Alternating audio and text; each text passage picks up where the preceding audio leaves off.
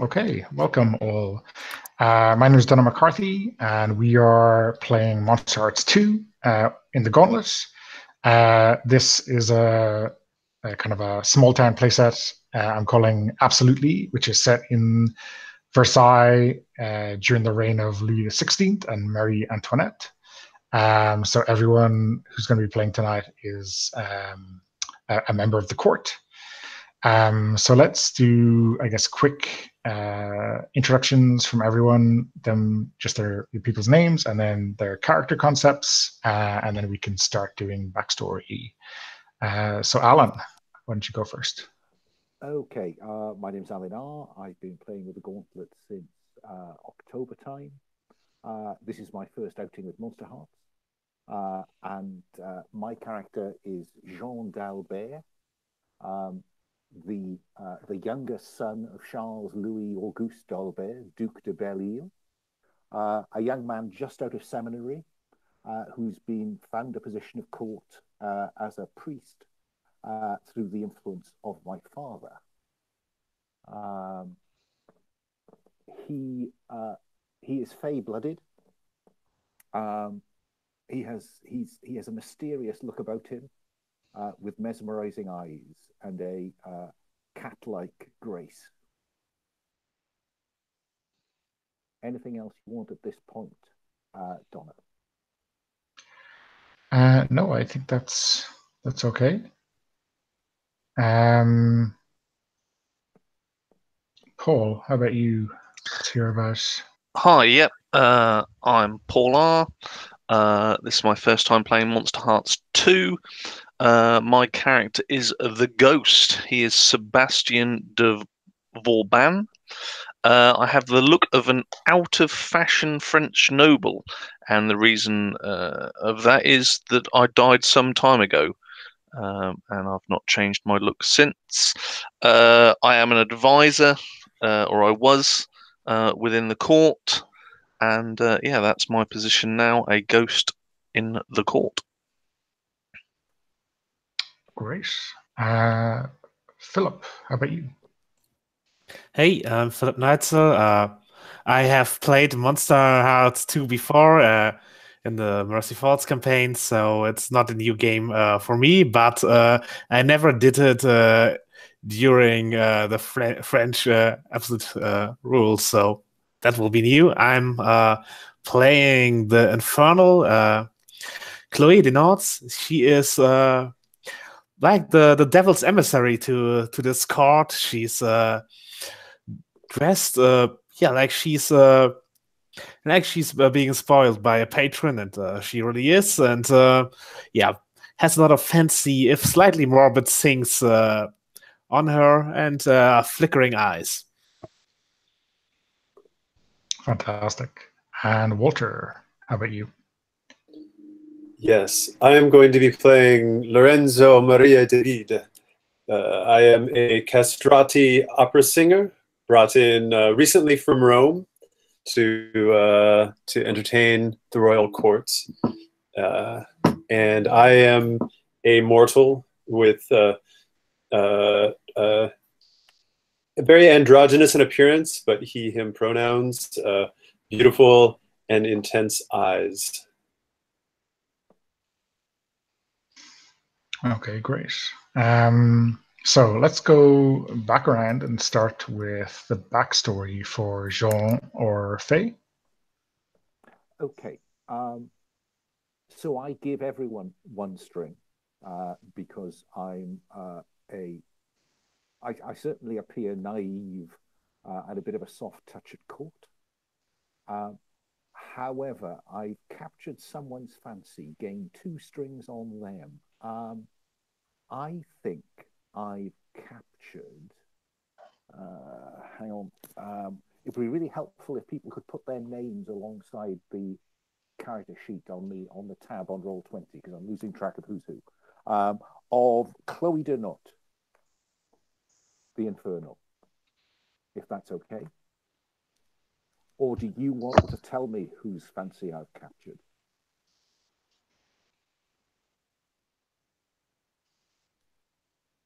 What do you think, Philip? Oh, you're muted. Sorry about that. No, it's okay if the Fae captured my fancy.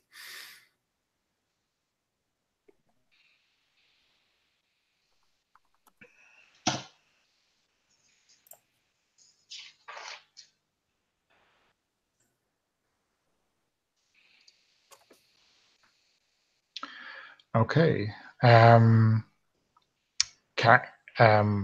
like to strike while the iron's hot with these kind of questions. So,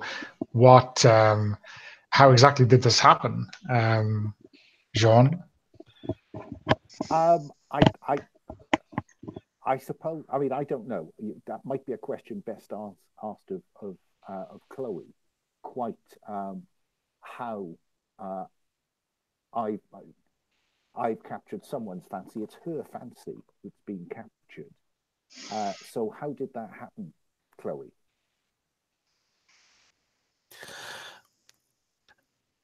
Yeah, despite EVTA, I saw something in you that reminds me of what attracts me to the dark powers I serve. Like you are a creature of the woods of old pagan days, and that power still can be seen in you. Like maybe it's just the shape of your face or some glamour about you, but that is what captured my fancy and my interest, and maybe it might capture my patron's interest in the future, but for now I hope that he can be mine alone. Yeah, works for me. Okay. Jean has very well turned calves. Okay. Sebastian, what about your backstory? Okay. Somebody knows that you're dead and how you died. I'm going to say Father Jean d'Albert knows that I'm dead and how I died because he's received confessional, and he knows it through the confessional. So he gains 2 strings on me. Okay. Do you mean that you make your confession to him, or whoever killed you makes their confession to him? Whoever has killed me has made their confession to him. Oh. And you've been dead quite a long time. Is that right, Sebastian? Yes. Okay. So an older member of court. Indeed. That might be a side character to flesh out later on. Do we want to give them a name or a position at court? Yeah, you go ahead. Oh, go on. No, go on, Paul. It's you. Let's go for Boussant de Vin.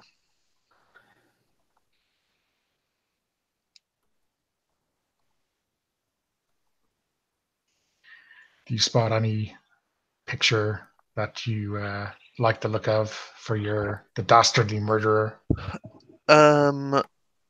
Yes, let me see if I can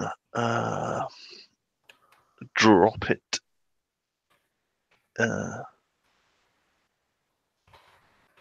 In. Oh, copy. Yep. I don't know where's the best place to drop it, but I dropped it in Hangouts.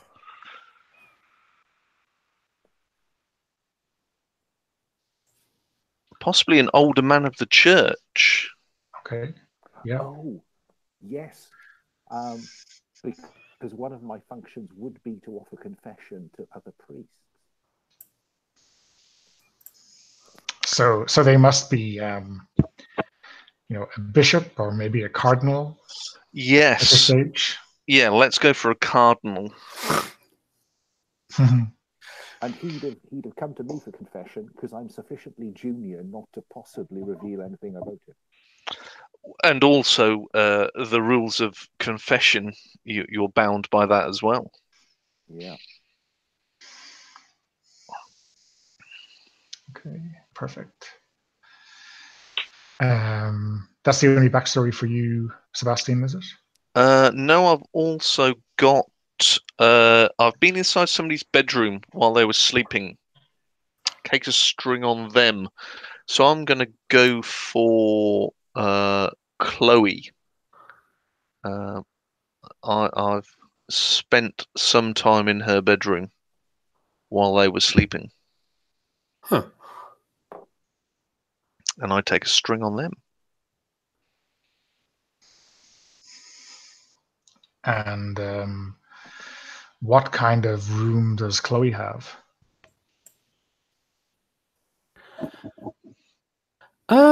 Yeah, I think it is it has to have a big four-post bed with like the curtains and obscene amount of cushions and bed covers and stuff like that. And she has a wall-to-wall painting of a hunting scene with some menacing horned figure hidden in the tree line in the background. That thing might also open to a shrine that's built to the wall, but I don't think the ghost opened it. Okay. Probably she also has some some books about the old Gallic religions of the area. Some kind of druidical texts. Yeah, or like academic texts about whatever the people worship there. It could be start with the Bello Gallico by Caesar and then go into the more obscure and occultish texts. Okay, cool. So Chloe, what are your backstory options there? My backstory options. A second.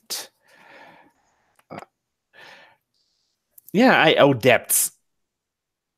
And I can give away 3 strings divided any way I like between the Dark Power and other characters. I think I owe a lot to my patron, and he gets 2 strings.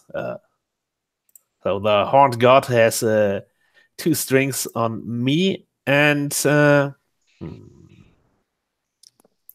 I think I give 1 string to our castrati because he did a performance for like a salon I was giving, and that turned out well. And he did not demand much, but my favorite chord. So that's the string.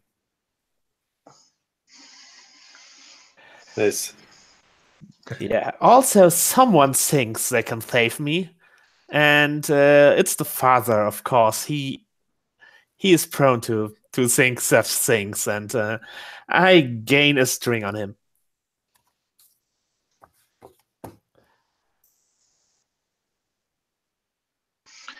Do you think have you tricked the father into thinking that he can save you, or do you think he saw you in a moment of weakness?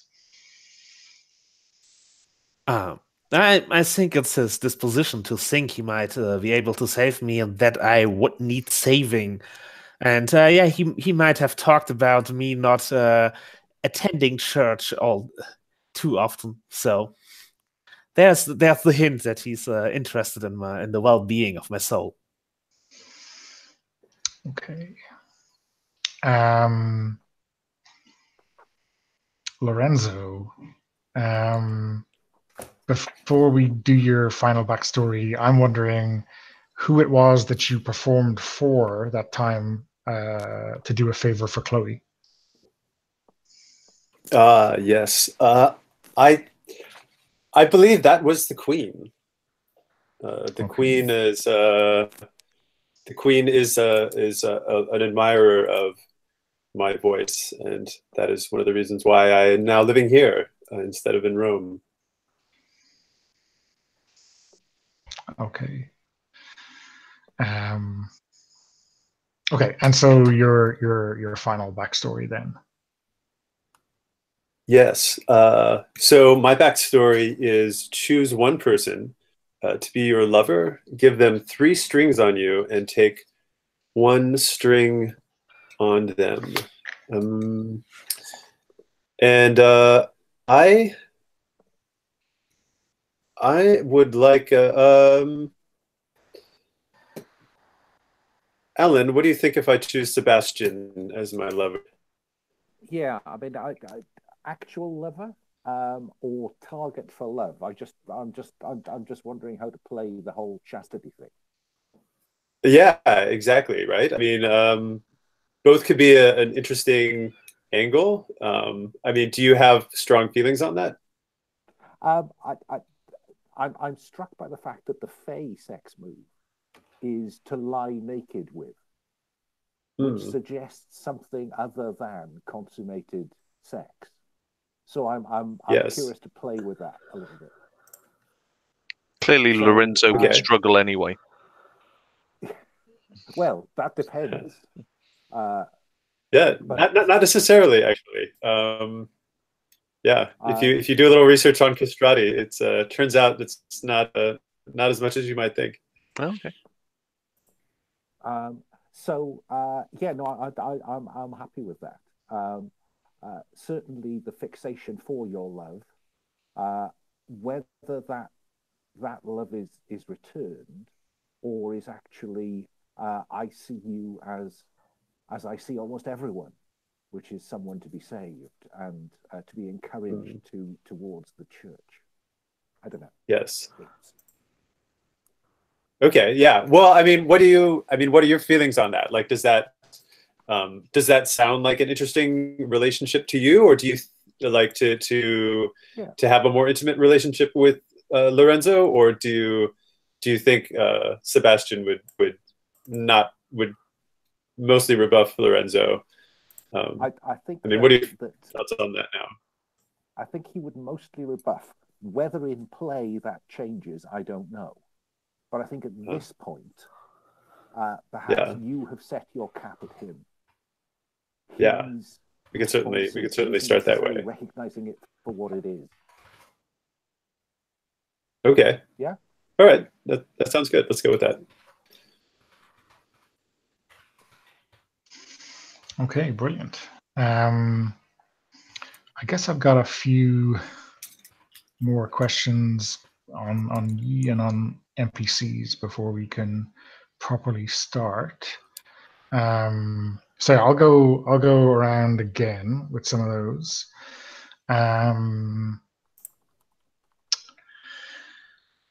So I'm not sure, if the setting, I guess Versailles is a huge sprawling palace with a lot of rooms, way too many to even enumerate. Certainly too many to draw a map of, but there's also sprawling gardens, and there's like a little farmstead that the queen keeps as well in the further reaches. So there's a lot of room to get lost, and garden mazes and all of these kind of things that are popular at the time. So I'm wondering, Jean, you being Fey-blooded, I think have some kind of either a natural or unnatural, depending on how you want to put it, affinity for the gardens. Is there a person that you found lost in the maze one day and had to save? And what did they promise you to get them back to safety? Yes, I think I found a maid servant. A maid servant called Marie. Marie de Jean. No, de Ville. Marie de Ville. And I found her wandering in the maze, lost. She'd been sent out by her mistress to collect cut flowers, had stumbled into the maze and got lost. Came to me in the middle of the maze, because that's where I often go to meditate and pray. And she had to promise me an introduction to her mistress. And who is her mistress? I wonder whether her mistress is the Duchess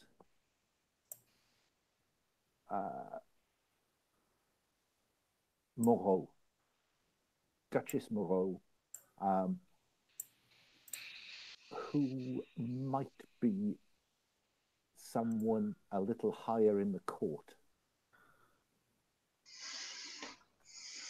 Okay. Perfect. Sebastian. Yep. Whose misery in court attracts you? And does it make you feel any better about your own situation, or is it, more like a moth to a flame? I'm going to say the misery of Boussant Levin, the guy that killed me, and it brings me great pleasure. His misery and his turmoil at court. Why is he so miserable? Because he is a no longer in favor cardinal. He's been surpassed by Cardinal Louville, who is now the in favor cardinal within the palace. Okay.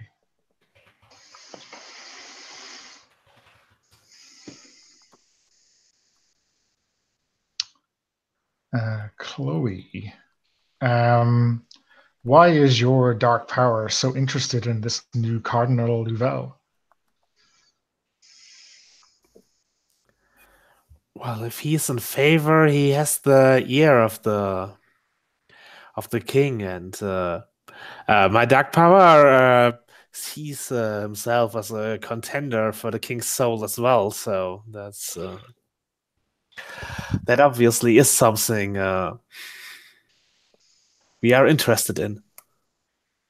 And this cardinal seems like of a weaker face and disposition than the former cardinal.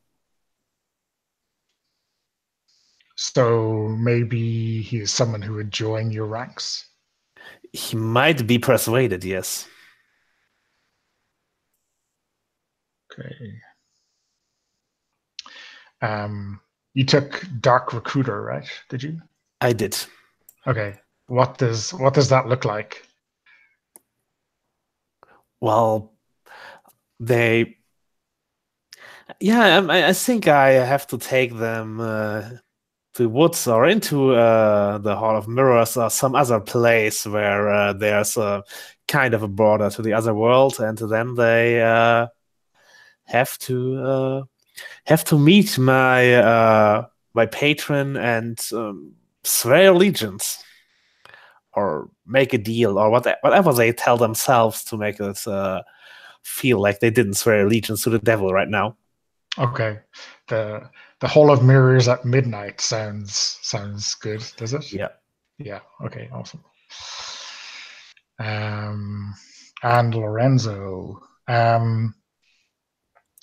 who do you know has been writing love letters to your Jean? Yes. Francesca D'Amelio has been writing love letters to Jean. In fact, I think she's sometimes handed some to me to take to Jean. So that means they have not been getting to their destination, right? You have been That's right. Sequestering them when I can. So she would be shocked, right, if she discovered that he had not read any of them. Oh, yes. She would be horrified because I I promised to her that I would deliver them to him. Because she knows, well, presumably she knows that you couldn't possibly have some kind of a competing relationship, right? That's why she trusted you? Yes. Okay. Yes. And is Francesca usually so trusting, or is actually, maybe she, I don't know. I mean, I don't know that I hide my amorous nature toward Jean. So maybe she would. Maybe she. I don't know that it would be completely above suspicion.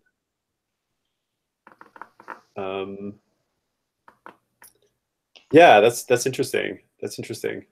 All right, maybe she doesn't hand me the letters then. Maybe we're just competing.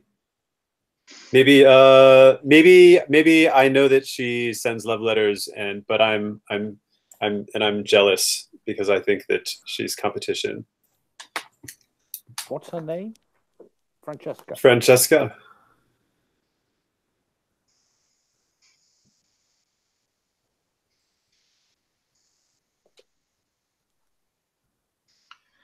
Okay. Clearly, I need to have a word with her.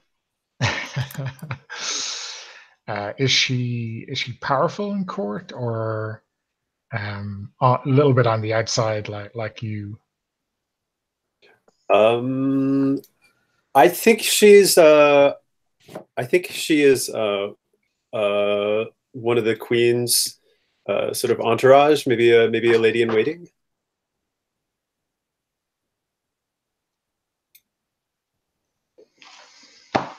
Okay. Excellent.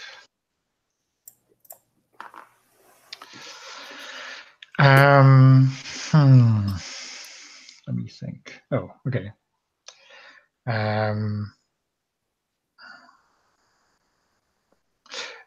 Jean, who is the king's confessor?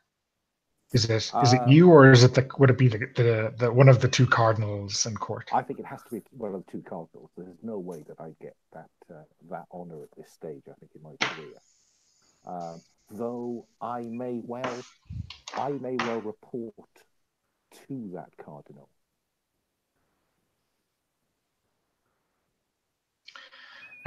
So who is that then? Is that Cardinal Louvel, or sorry, what's the name of the other? So Bousset Levin is the other one. Sorry. And is he in favour or out of favour?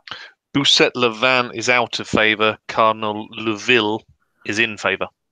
Right. Well, then I think probably Louvel is the king's confessor because he's in favour. Yep. Okay. So I work for Louvel, but I am the confessor for the other cardinal, the out of favour. Okay. So who is the? Do you know who the king's secret lover is? And how did you find out? Is that addressed to me? Yeah, sorry, to you. Who is the king's secret lover?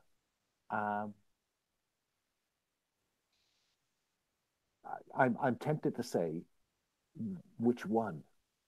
Okay, yeah, that's fair. Would it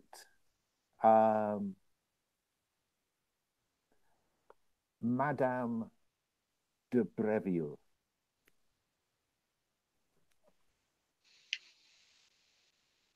Is, I think, the current favoured lover.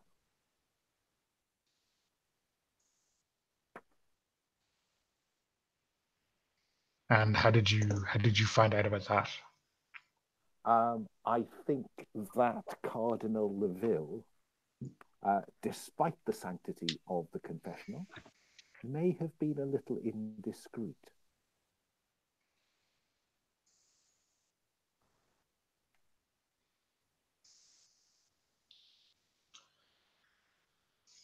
Okay.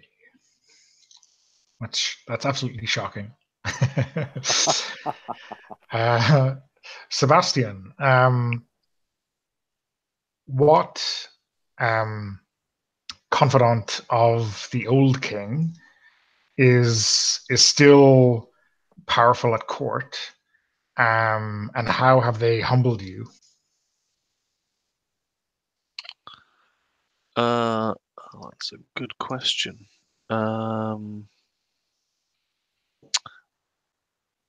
Let's go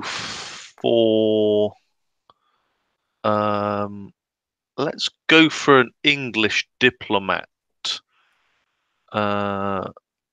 Let's go for Lord Brock.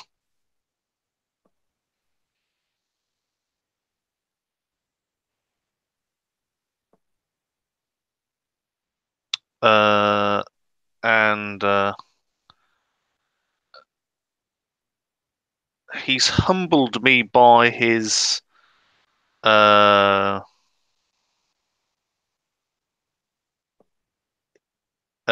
search for peace between the nations has humbled me. How is that? How does that work?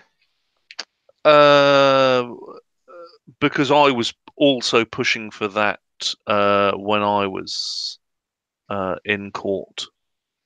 So he is close to achieving what you yes, didn't? Yeah, okay. Yeah, he's close to achieving what I failed to achieve. Okay.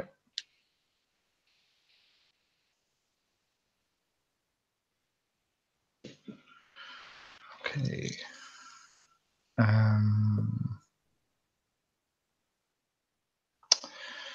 Chloe, there is I guess, a dashing and talented military officer at court, who might have been involved with this American adventure that the court, 10 years on, is still quite happy with. I guess let's get a name and let's get your dark powers interest in them.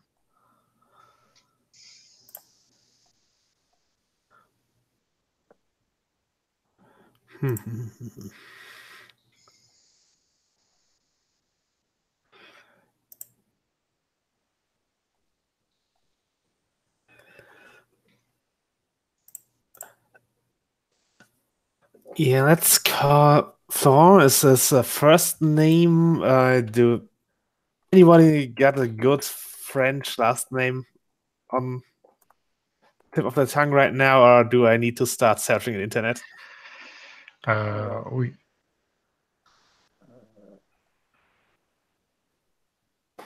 What about Armand de Camboost?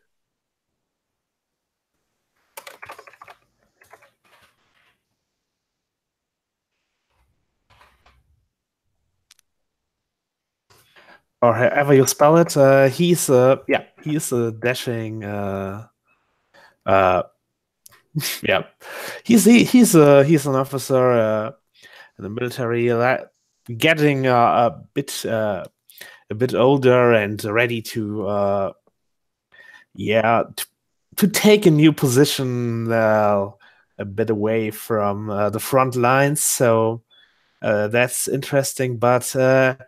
Yeah, he returned from the Americas with a murder in his heart, and that's a resource my patron appreciates as well. So maybe there's still use for him before he retires.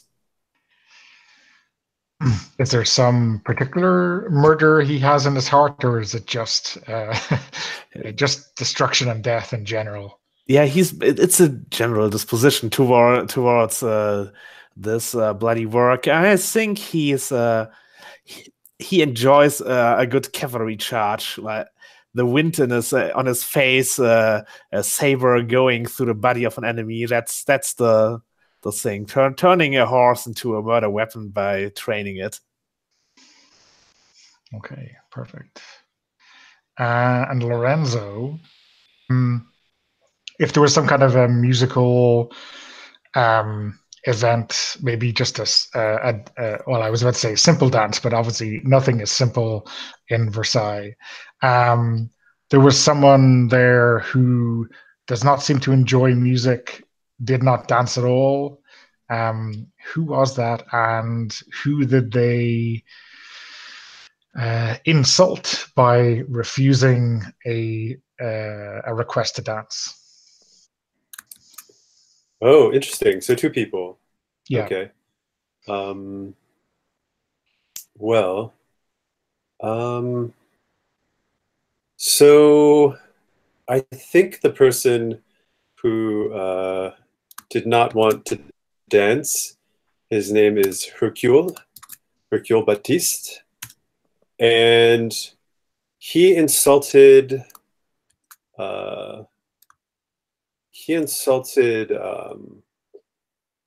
Zoe Talon when by refusing to dance with her, and she is one of the I don't know, who are they? They are I think Hercule is actually a one of the sort of I don't know, like I'm trying to think. We already have advisors for the king and the queen and such, so I don't know what positions they might have in the court. But if someone else has suggestions for such things. Well, I guess there could be multiple advisors, but there are also, layabouts and ne'er-do-wells and whatever else. Yeah, various nobles that are hanging on. Yes, so there they are. Dilettantes. And presumably then if he's a dilettante, he's slightly unusual in, eschewing dancing. Yeah. He's a big fan of hunting. He's a hunter, not a dancer. He's always out on fox hunts. Perhaps that's it. He's one of the king's favorite hunting partners.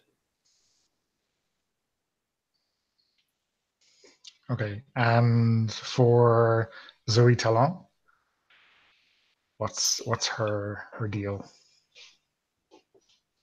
So Zoe is a gossip. She trades secrets on everyone.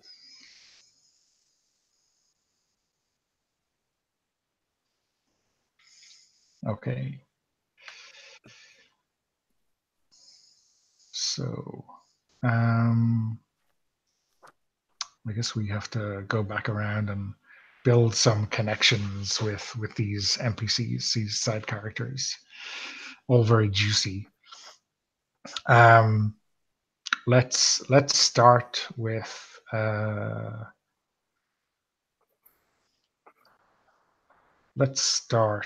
Florent or Warmonger.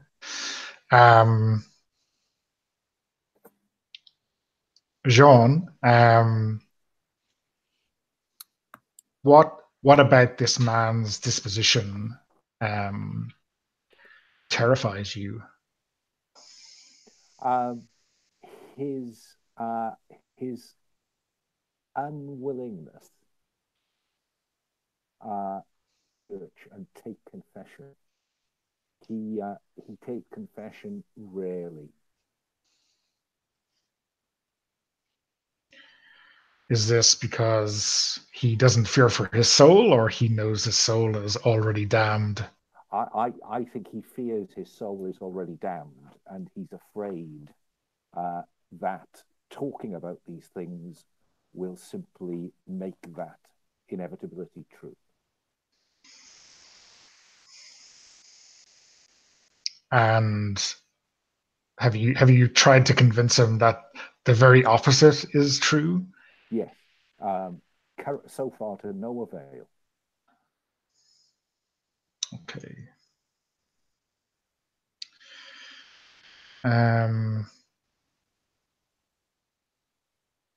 Sebastian, what rumor have you used Zoe Talon as a conduit for in order to regain some lost power at court?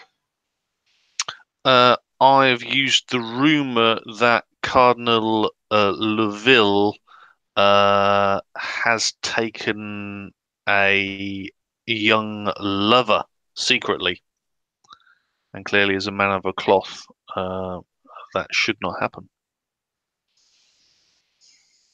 And to your knowledge, is this true or false? Let's go with true.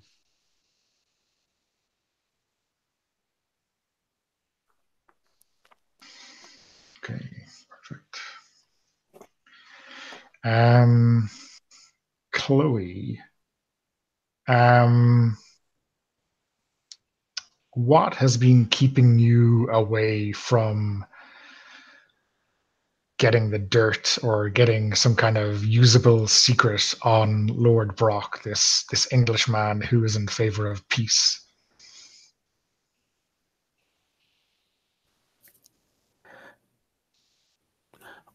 Well,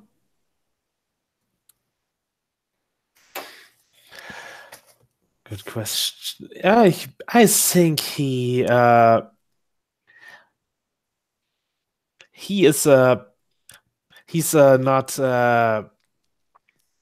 go. Yeah, he's kind of ignoring me and my circles, thinking my pursuits to be frivolous, and he's more of a he's an old man, and he's no longer attending salons I give, and I do not get invited to the diplomatic gatherings he's around. He's just different circles I do not have access to yet, and I fear he might be one of the people who are talking, who are keeping me from getting access there and being taken more seriously. Is it based purely on your kind of appearance or manner, or does he know something directly about you? I think he is a man who has at least encountered the supernatural before.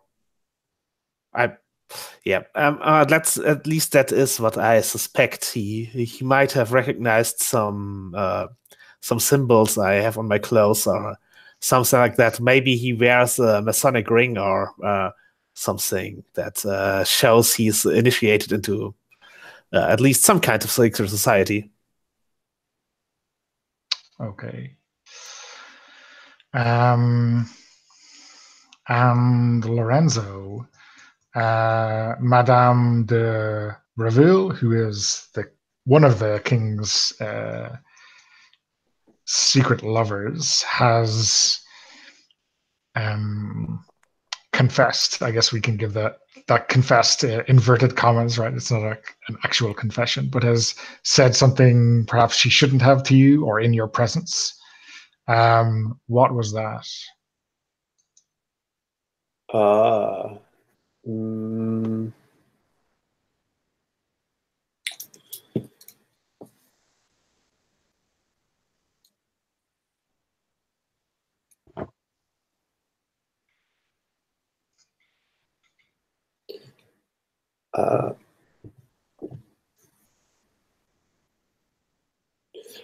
I think it was something along the lines of that the king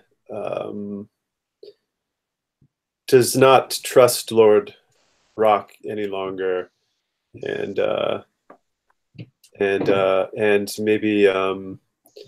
maybe even is planning to eject him from the court or take some strong measures because he's displeased.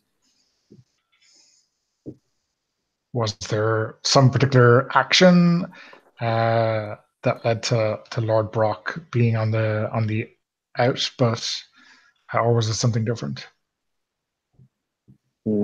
I think Lord Brock lied about the intentions of the English, and Louis was very, very offended by this. He no longer feels he can trust him diplomatically.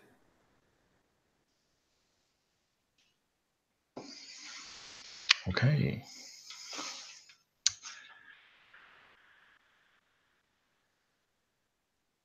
Any pieces of information that we should tease at on any of those from anyone? Or you happy to dive in? Totally on it.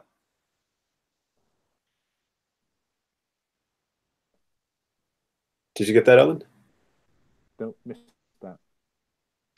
So I'm just wondering, is there any kind of gaps in any of those people that we want to kind of dive a little bit deeper into now with just straightforward questions, or so I have a thought, and maybe this is getting ahead of ourselves as far as the actual play goes, but I'm thinking of Lorenzo as being rather promiscuous, and that when I heard that Cardinal de Ville is rumored to have a young lover, perhaps that is Lorenzo.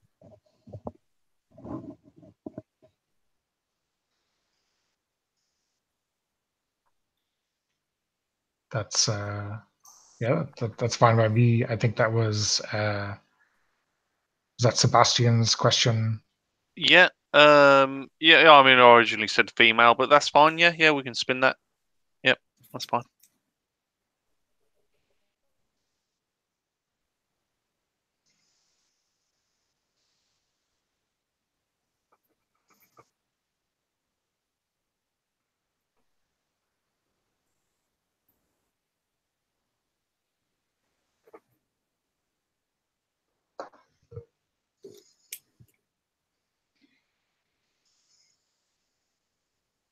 Okay. I guess in lieu of the classroom, because I've kind of identified the grand couvert, which is like the evening meal that the king and queen ate in public, as kind of a similar kind of setup where there's like a top table and then everyone else kind of either sits down at the edges or stands, and it's very much where you stand, who you stand next to is a sign of your social cachet or your currency. I guess we can obviously put the king and queen at the top table, and then maybe a couple of people on the side, and then down the sides of the kind of the sides and the back, we can put people if we have images for if we want to select images for NPCs and yourselves, that's fine. Does someone want to grab an image for the king and queen, or will I do that?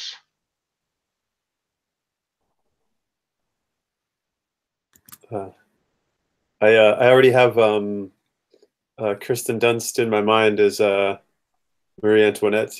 Yeah. Or this would be would this be the queen? Are Marie Antoinette and Louis the 16th king right now, or is Louis the 15th still king? Yeah, I think we will probably put it at Louis the 16th. Okay, so Marie Antoinette is the queen. Marie Antoinette is the queen. Yep. So, and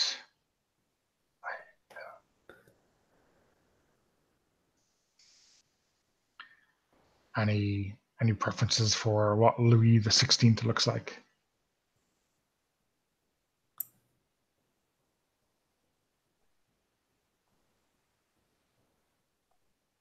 Could he look like Louis XVI? He could. The actual image. I'm actually finding myself thinking in reverse. I'm thinking to myself, which of these NPCs that we already named is going to be look like John Malkovich? Well, who do you want it to be? You know, that's. I think, as he currently looks, I think he'd be the out of favor cardinal. I think that'd be good casting. Ah, the one who killed Sebastian. Bousset Lavan. Yeah, that sounds good. Let me grab him. Obviously, he's not dressed as the cardinal at the moment, but let's put him up near but not completely up at the top. Any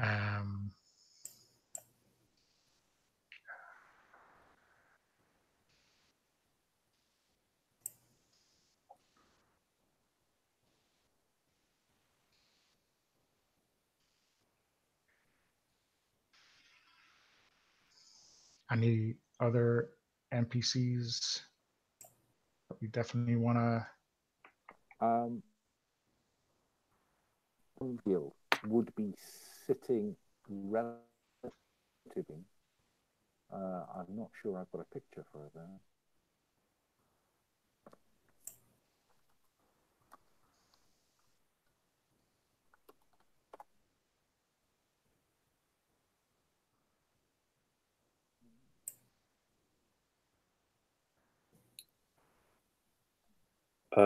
I like this woman in red. I don't know if I can move her. I don't think I can move these images. But there's a woman in the middle row to the left in a red gown. I feel like she would make a good Zoe. Okay. Good gossip. Yeah. Nice. Yeah. And where is she in the room in relation to anyone else? King, the Marie Antoinette would like relatively close to the king.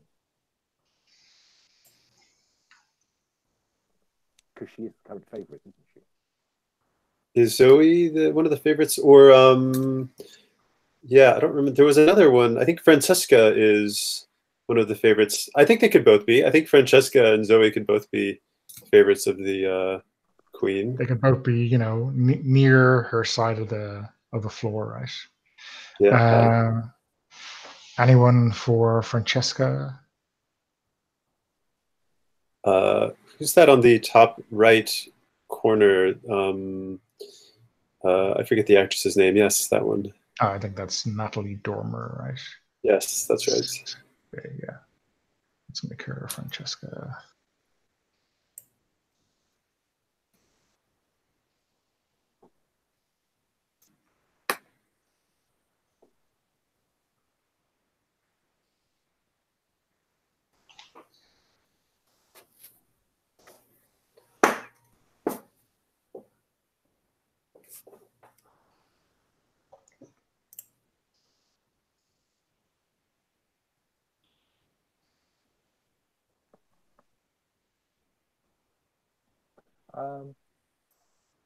Top left, an older woman with dark hair. That could be Madame.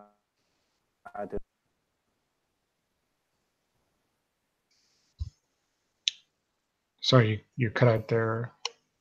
Sorry. Glenn Close. Top is. Oh, yeah. So who is this? I think that's Madame de Breville, Okay. who is called the slip made by the cardinal, the king's current favorite.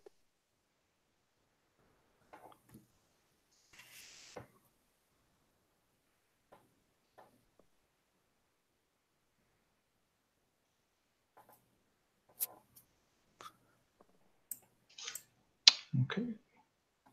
I have a suggestion for Florent, the military officer on the top right with his hat under his arm. See, I think he looks like Lord Brock. Yeah. Yeah? That seems like a Lord Brock to me. Yeah. All right. I was going to far left on the second row for the dashing cavalry officer. The hussar. Yeah. Oh, yeah. That was my second choice. So that's a good one, Cool. too. Okay. So, we have Kieran Hines as... sorry, this is Lord Brock, right? Mm-hmm. And I have a suggestion for Hercule, the man on the lower left in the pink. Yeah.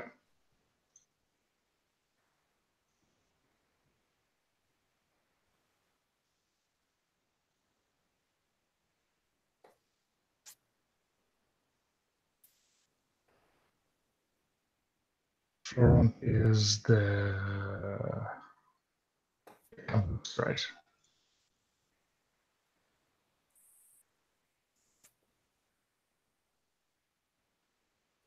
Okay. So who's that? Dominic Cooper, right? Who is he going to be?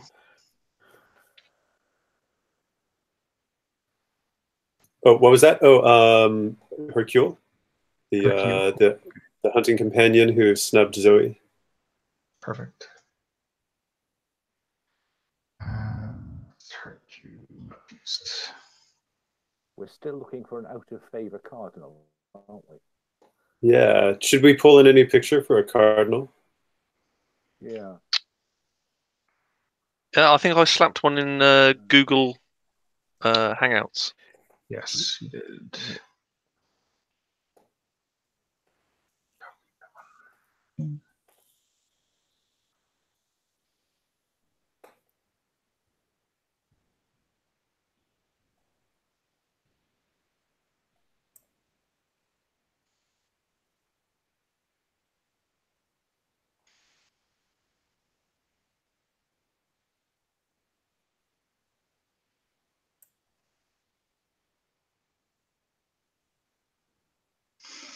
Yeah, that's Nice. use the end for me.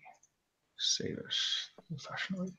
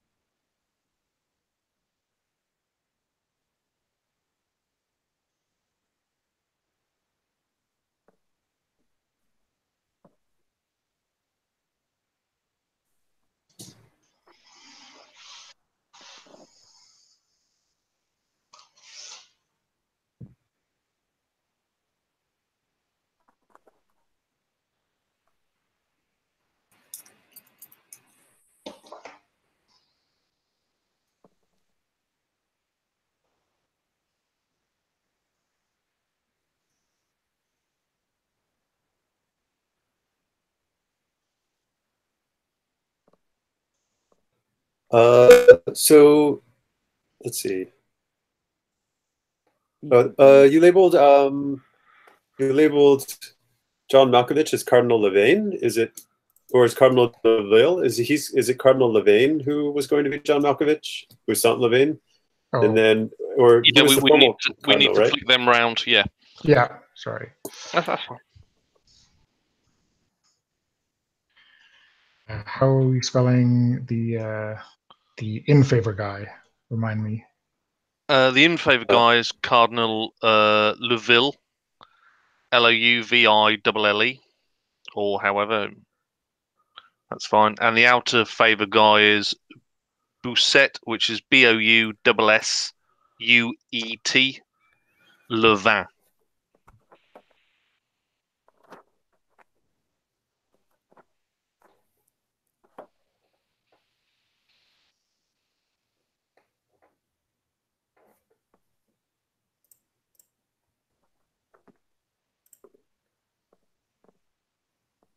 And he's out of favour, so John Malkovich should be at the bottom of the table. I think John Malkovich should be the in favor guy. Oh no, the other one doesn't look like a murderer.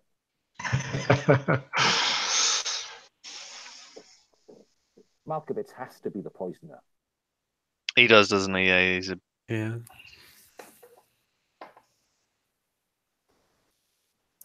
Let's put him even closer to the king.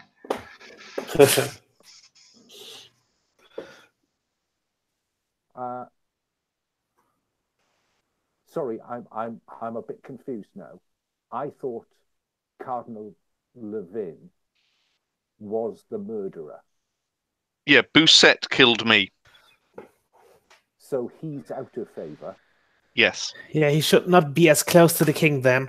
No, he should be down here next to Hercule. Okay. Okay. Let's drag him down. And it's the other guy who is up near the top of the pecking order. Okay. Sorry. Yeah. And in terms of Luke, rather distracted.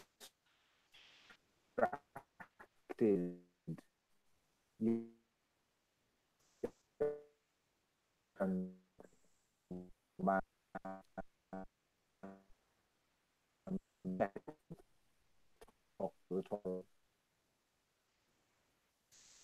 Sorry, Alan, you're breaking up a lot there. Sorry.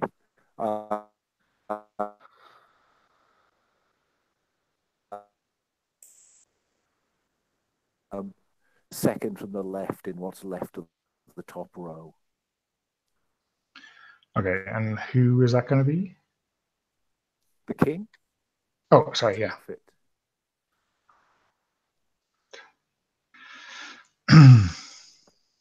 Okay.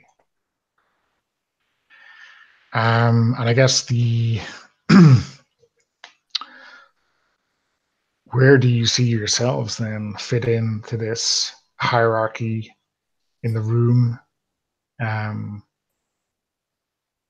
happy enough for you to just drop yourselves wherever you think makes the most sense. Can I do that with a simple copy paste from the bio info? Does that work? It should work. So as soon as it's in your bio on your character sheet, Roll20 knows that exists. So you should be able to copy and paste it from there onto the board. Okay. I'm not getting a kind of right. Yeah, I don't. Paste.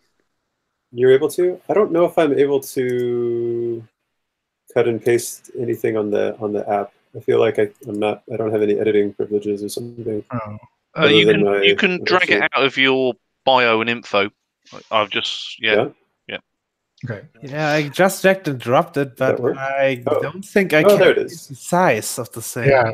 So when you drop it initially, it's like a token. So if you right click it, you'll see the advanced option appears, and then you can make it a drawing, and then you can drag it, or you can just go back to that same advanced option, and you can set the dimensions to be like a 200 by 300 is a good kind of portrait size. How do we make it a drawing? Oh yeah, so if you right click and you go advanced, then you get is drawing.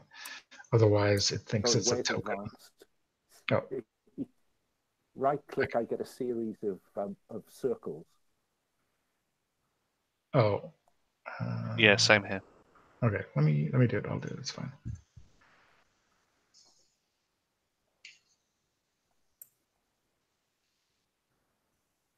Oh, and now it's bigger.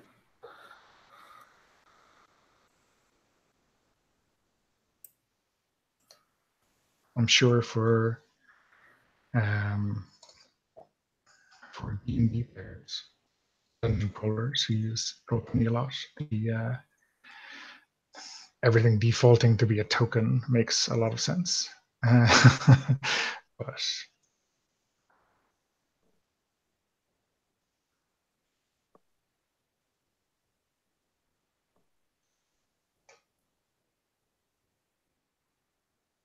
I'm missing Father Jean. That.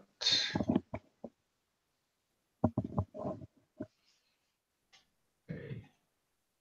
So should be there now.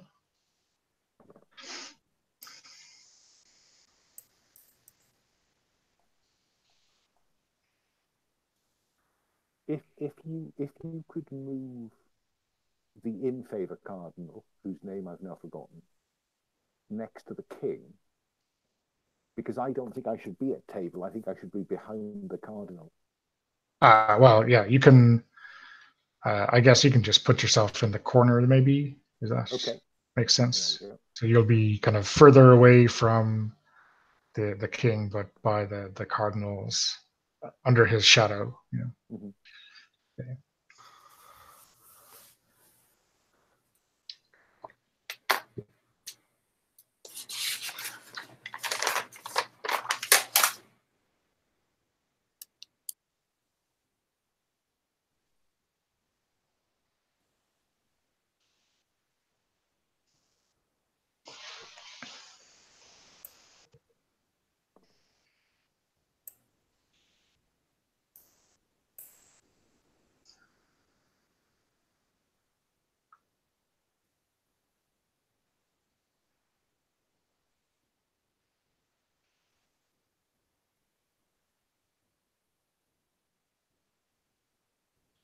Okay, perfect. Okay, so I think we are all set.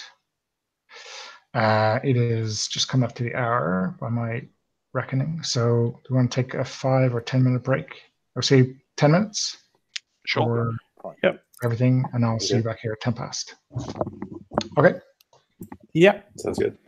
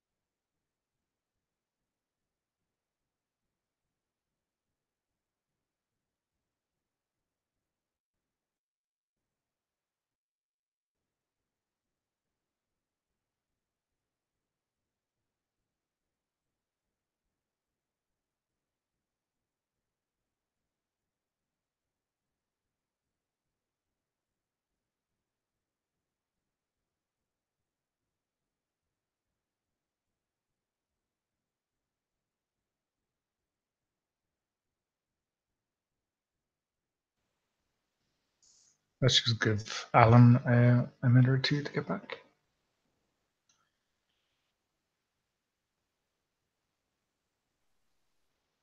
Oh, Sorry about that. Just no problem. get my... Okay. So, in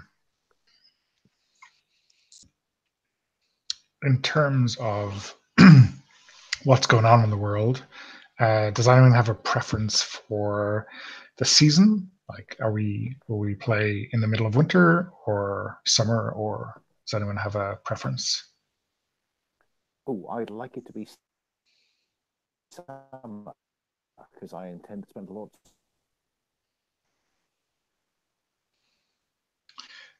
Any particular, I guess, festival or something like this, which could be handy to do that around?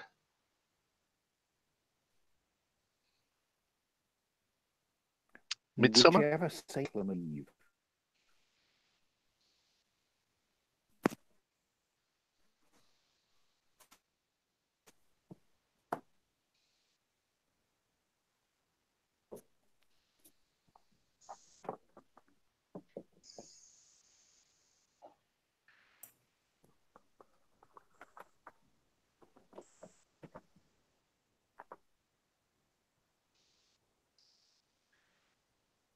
Does that sound okay to you?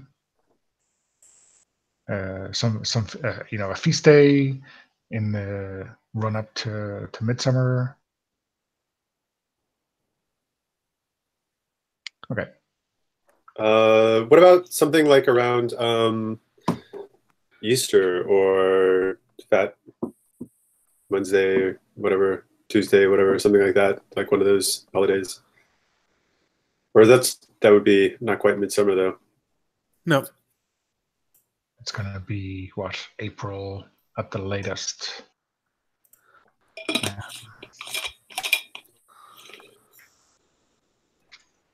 We can do our research on the calendar exactly in between sessions, maybe. Midsummer is St. John's Day.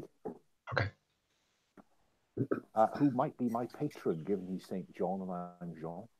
Yeah, yeah. Is that St. John the Baptist? Oh no, yes, it is. Okay. Okay. So maybe we can set the first scene at this kind of public supper that the king and queen take, but maybe at the tail end of it, when you all have better places to be and everyone has kind of done their meaningful discussions or whatever else, the usual business of the day at least. When we were setting out the room, we forgot the Duchess Moreau,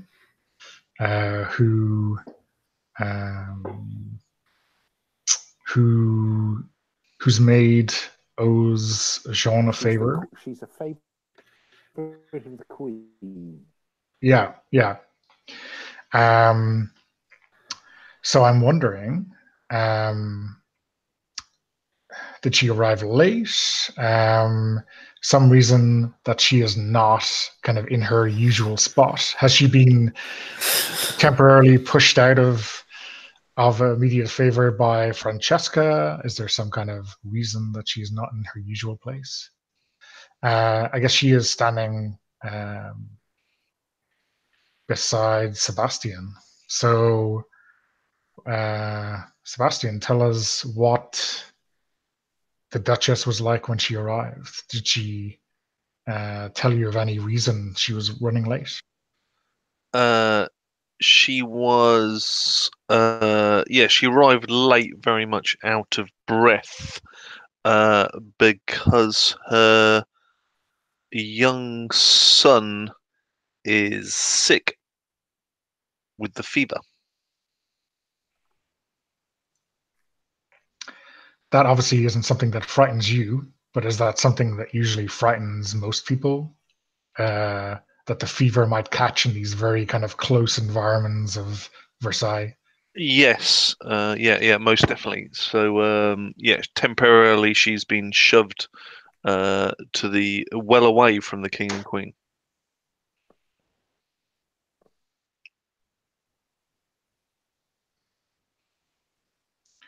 And how are things looking bad, or does she not really tell you any more than is necessary to excuse herself? She says her son is he should pull through. Yeah, he's not on death's door, so she is able to attend, and the maid is looking after the child.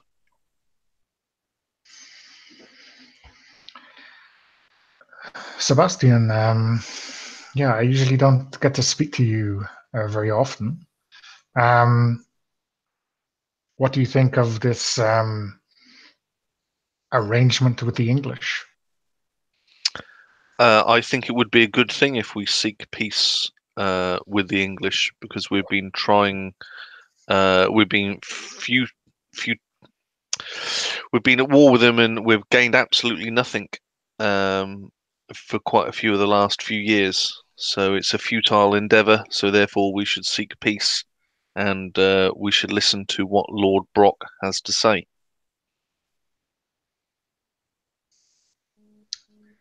You don't think we should strive to recover our possessions that the previous kings have lost? I just think it goes to and from between us and the English. So even if we achieve a military win at this stage, at some point in the future, we'll probably lose it. So it'd be best to sue for peace now and think about the people. There's mass famine because we spend too much money on war, and it's hurting the people and society.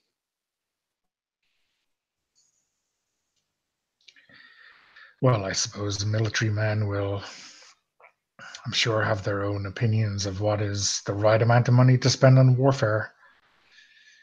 But I think you might be right. It's all their egos, isn't it? It very much is, and we only have to walk through the streets of Paris to see how it's hurting the people. I mean, we wouldn't, though, walk through the streets of Paris, would we? Well, sometime there's maybe not a fair lady like yourself, but there is occasion that we need to sometimes go to the city. I think I should. I would really like to speak more about this, but I'm sure you would be in a better position to convince or marshal brothers of the wisdom of our position. I have some wisdom, but seldom do people listen to me. I'm definitely not in favour. Well, perhaps we can detach those who are taking His Majesty's attention away from you. This day and age, I tend to work through others to get my message to the king, to gain his ear, as it is.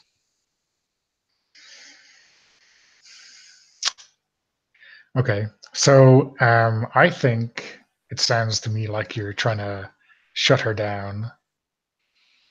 Yeah, very much so. Yeah.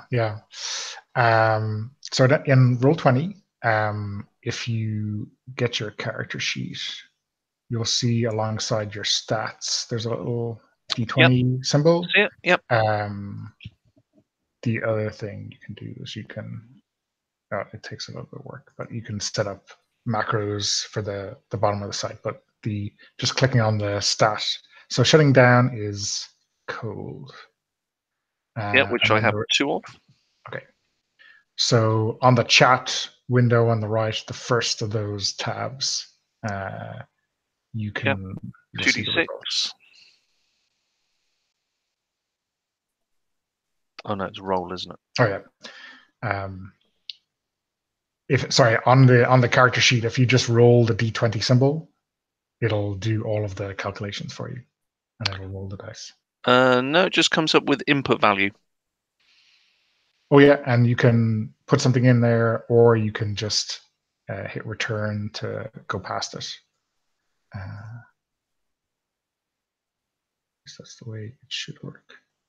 Yeah. Okay.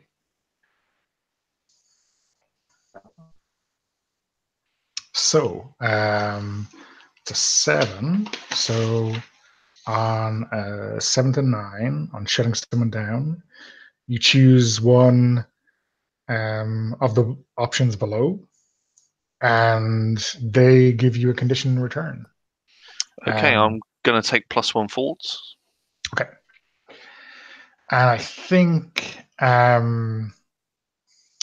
possibly due to your kind of telling people that, or her at least, that you like to work behind the scenes, I think she is taking that as an admission that you're kind of out of the game.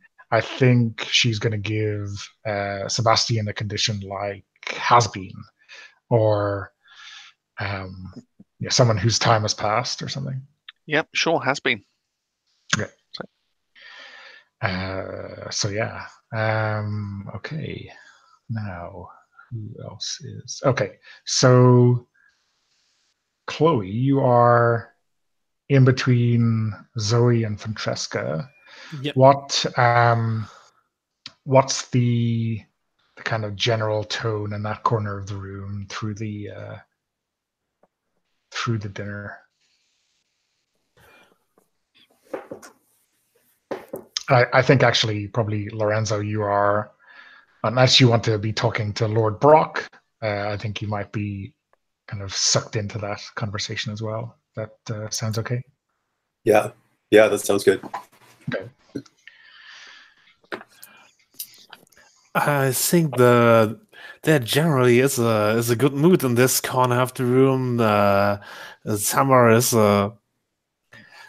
it is a good season to enjoy yourselves, and well, the midsummer is coming up, and that for me is a day I certainly celebrate, and so I'm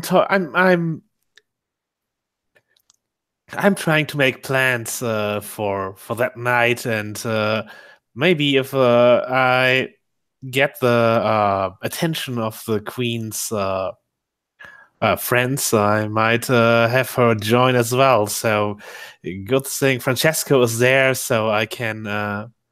People are reminded of the last thing I did, and I think the current mood is rather positive with Zoe and Francesca. So are you inviting them to some kind of a party at your salon on Midsummer's Night, or? Yeah. So how are you trying to broach that topic naturally, or just straight up invite them? Well, I will of course talk about. I will praise Francesco's singing at my last salon and how he performed, and I will ask him if he. I will ask him, Francesco. Me and of course Her Majesty were very much impressed by your voice and your performance in this more intimate occasions. I know you can impress a whole opera house, but a smaller audience makes it really something special. So, don't you think? So you mean Lorenzo, or you? Yes, sorry. Francesca or Lorenzo? Lorenzo? Lorenzo, Yeah. sorry. Yeah, Oh, I mean Lorenzo. Okay. Oh yes, I love singing in intimate environments. It's my favorite. I adore the applause in the opera house, but singing with the accompaniment of some chamber musicians in a setting with friends and people I care about is always my favorite. Well then, I suppose I could do you. I could arrange for you to sing for us again. I would suggest. Nothing would give me greater pleasure or be a greater honor. I would suggest Midsummer Night then. What could be a better occasion? It will be a short night, but we should fill it with music and joy. Yes, excellent. So now that people know that I will be hosting the singer again, maybe they would be interested. Otherwise, I will make hints at inviting them. Well, I think you're obviously not organizing this secretly or No. out of earshot. So I think probably Zoe perks up at the mention of a recital or some kind of performance. I did hear reports of your singing, Lorenzo, and I am just so sorry that I wasn't able to catch it. Should we see if we can invite more people, or how intimate are you thinking, Lorenzo? Oh well, I mean, compared to an opera house, almost anything is intimate. Let's invite as many people from the court as we like. Let's make it a very fun party. I think that would be excellent. Zoe, Francesca, you'll both make it, won't you? I hope. The Queen would surely want you there, and of course the Queen. That would be amazing. Well, we'll have to see if we can convince the Queen to attend. I'm sure she has many plans. Yes, but we're the beautiful people and the fun people. She'll want to be with us. Well, yeah, Zoe seems not entirely comfortable with making this request, so she kind of looks to Francesca to take the lead. And I think Francesca demurs to say, well, her Majesty will of course attend if we organize it well enough. I'm not sure who we could invite, on top of Lorenzo to make it even more enticing. Oh well, Francesca, don't you think we should invite Father Jean? He looks like he enjoys himself when he's not in court, don't you think? Oh, but he's a man of the cloth, but it might be tempting. But he would enjoy the arts, singing. It brings him closer to God, I'm sure. I mean, we would sing him some. We could include some lovely spiritual songs as well as operatic arias. I'm not entirely convinced we should make. How close do we want to turn this into a mass? Like, it's not. I'm not. I'm sure the Queen sees the father and his kind often enough, but maybe you really think he appreciates the arts. Yeah.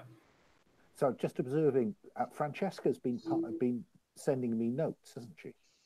And I wonder if a note has just come from her via a servant, because I have to admit it's pretty boring on my corner of the table. You're in the corner in between the Cardinal and Madame de Breville, who I think probably only has eyes for the king. So yeah, I think you could always the make king your only way has around. eyes for her, and so the Cardinal's effort to discuss matters of state is leading to a very, very dry conversation indeed. Well, perhaps this is a conversation for the corridors outside, right?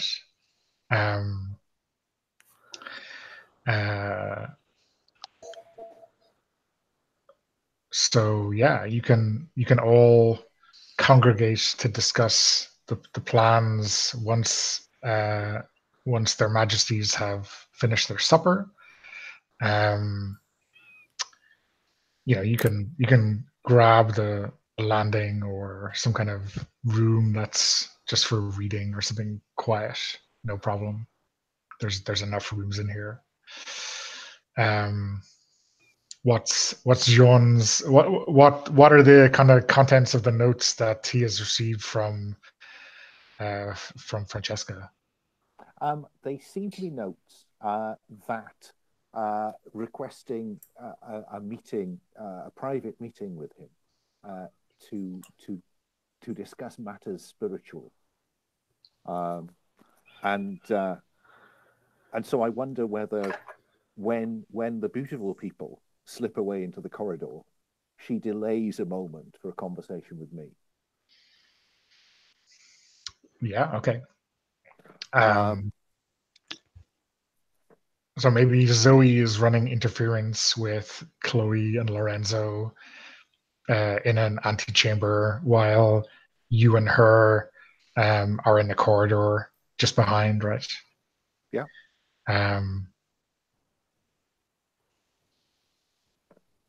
Jean, I'm glad to see you.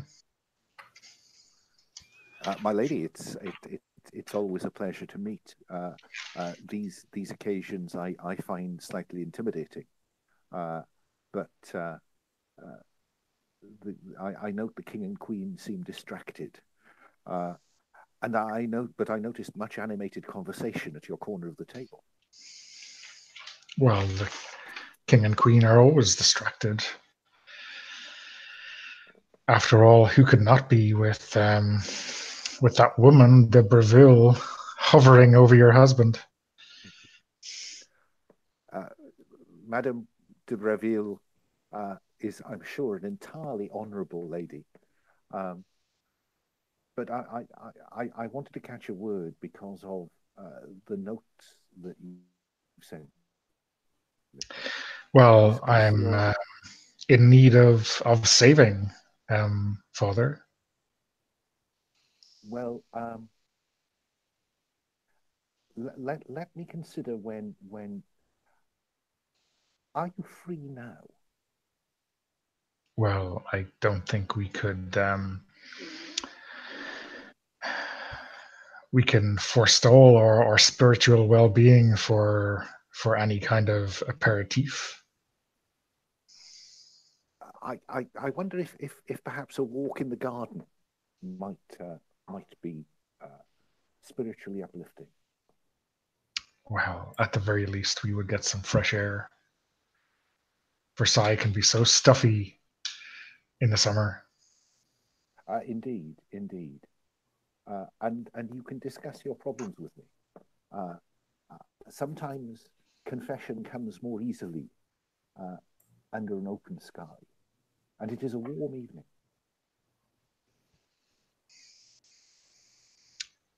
Well, I'm sure your pastoral expertise will be put to good use. Then, shall we say, in 10 minutes at the north gate? Very well. We are. So yeah, I think she will meet up with you in 10 minutes. But in the meantime, she is going to organize this party. I guess Sebastian, you can notice all of this. Let's call it conspiring. Yeah. the Duchess seems to be kind of going the other way to meet up with the Queen. And I think almost as if they don't see you, Hercule and Florent are kind of talking about firearms or something very, very manly and military and hunting or whatever. And they, I think, brush past you, like I said, as if they don't see you there in the corridor. What do you do? I'm going to follow Zoe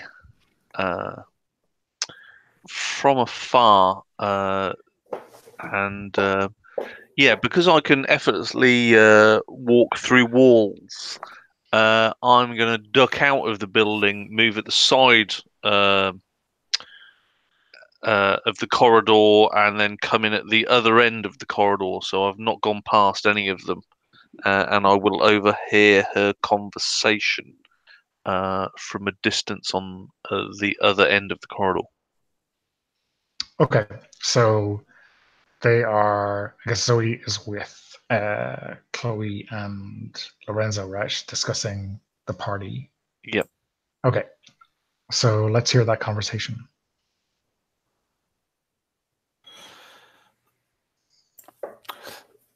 So I think I am in favor of inviting the father.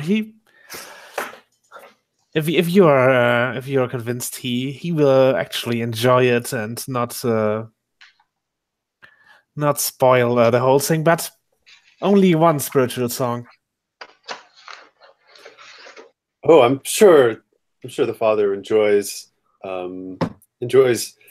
popular, entertaining arias as well. I mean, never. Well, under the cloth, they're still men. Indeed, that has been my experience.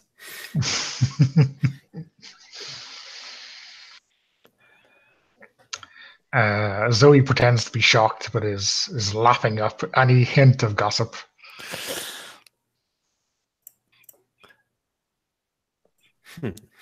So who else to invite? Is there someone who really appreciates music? And if the Queen attends, I suppose the Duchess will be there as well. Or has something happened? I didn't see her at the supper today.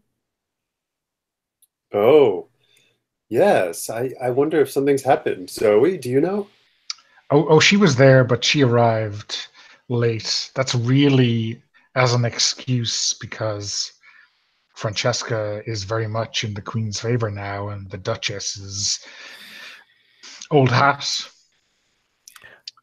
So she has come up with some paltry excuse to suggest why she's standing at the back because she's running late. It's so flimsy an excuse.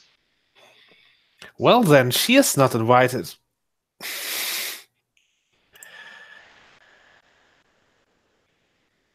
And the Queen. We must have the Queen there. It would be so amazing if the Queen's presence was there as well. She's always so fun at these little gatherings, isn't she?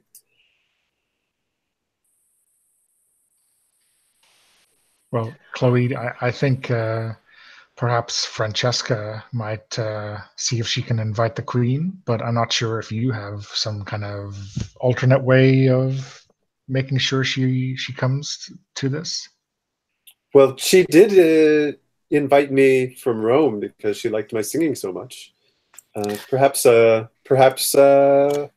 she knew I was singing, if I had a chance to speak with her, I think I could convince her that this would be an excellent time to hear me sing. Well, usually after dinner, she likes to go by the lake. and I'm sure if we were to be there at the same time, it might be, I don't know, a bit forward of us, but she might like to talk to you, and then you could, tell her what our plans are. That sounds divine. But I mean, yeah, I wouldn't do this myself because, unlike you, I'm not really in her circle, not to make such a bold move. I'm sure it will be rewarded. And another question is, should we invite some men? Not to be too forward, but yeah, we are. As of now, we have a castrati and a priest among our guests, and only ladies otherwise. Well, yes, there must be some more who would appreciate the music. There's Florent, who's very dashing. I think he would be excellent company. I would invite Hercule, but he does not seem to appreciate the finer arts. So I don't know if that would work. What do you think, Zoe? Well, Hercule is, dashing in his own way, but yeah, I think you're right. He's a bit of a party pooper. He certainly doesn't seem to have any appreciation for music. Now, the English do love castrati. We could always invite Lord Brock. I don't think Lord Brock had fun on any day of his life, but it would be amazing to see.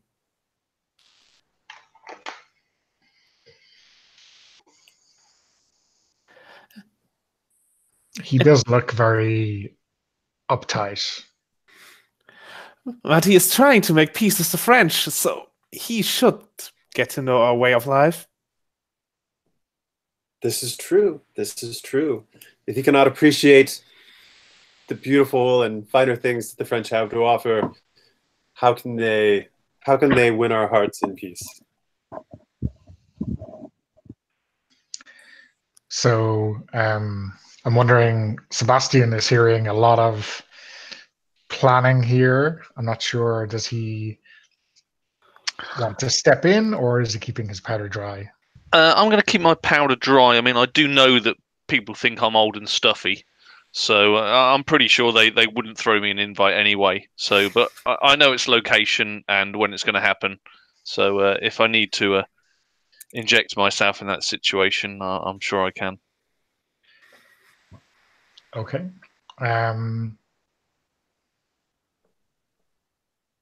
Let's go back to Jean then. I guess 10 minutes late, unless there's something you want to do beforehand, 10 minutes later at the North Gate seems like a good place to start. So I'm waiting for her, and I have a lantern in case it gets a little darker. But it's a long day, so it's dusky. The gardens are shades of grey almost around us, and I bow politely to this noble lady. Because while of noble birth, I am but a poor son of the church now, and suggest we take a walk so that she can tell me in person some of the things she has hinted at in her notes.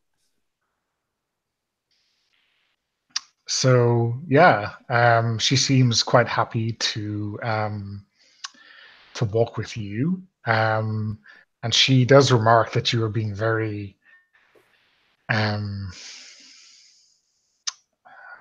prudent at taking out a lantern. She doesn't expect that this would take so long, but I suppose better safe than sorry, right?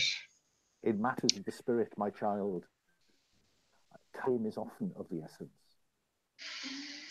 And she wonders if, given that you're a man of the cloth, would it be improper of her to put a hand on your elbow as you walk through the garden. Oh, forgive me. As I say, as a humble son of the church, I forget these noble requirements. Please accept my arm. And I steer us towards the maze and wait for her to unburden herself. So yeah, she tells you that, a lot of things have been going on at court. A lot of trouble, a lot of rumors of strife in the realm, and it's all very worrying to her. But really, it's these feelings she has for a man that are causing her trouble. And does this man know of your feelings? I can only dream that he would realize how I truly feel about him. As we're making our way through the maze,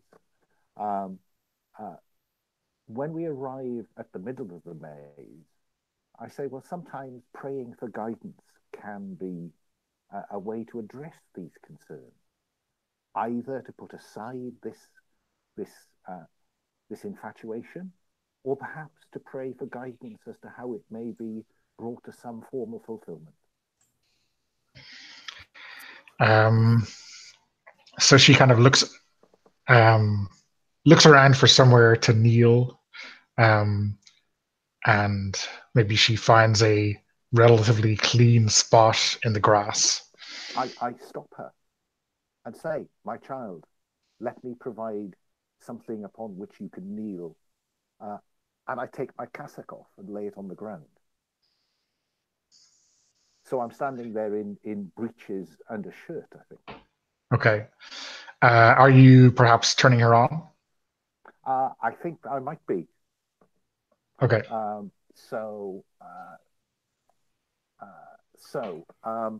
I have the move, the Wild Hunt.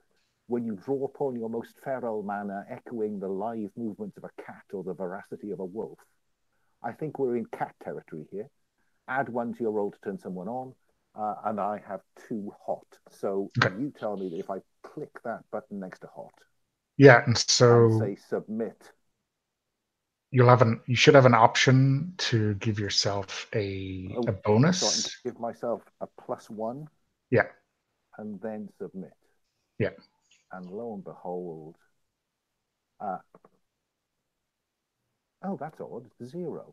That's impossible because you've got +2 through your hot. Is it roll? Does that mean 10? Oh, that is very strange. If you hover over the number, it'll show you that you rolled a 10 +2 +1. So I've never seen that before, but that's a 13. Oh, right. So obviously this does not, maybe it doesn't handle numbers above 12 very well. I've never seen that. Okay. I think I can. So on a 10+, gain or string on them, and they choose a reaction from below. Okay. So yeah, I think she is going to give herself to you. I'm not sure how much praying there is in between. Can I define giving here? Yeah, sure. Because what I tell her is often the encumbrances of the world come between us and God, and so sometimes by casting those encumbrances away, we get closer to God. So take off your clothing and come lie beside me. Okay.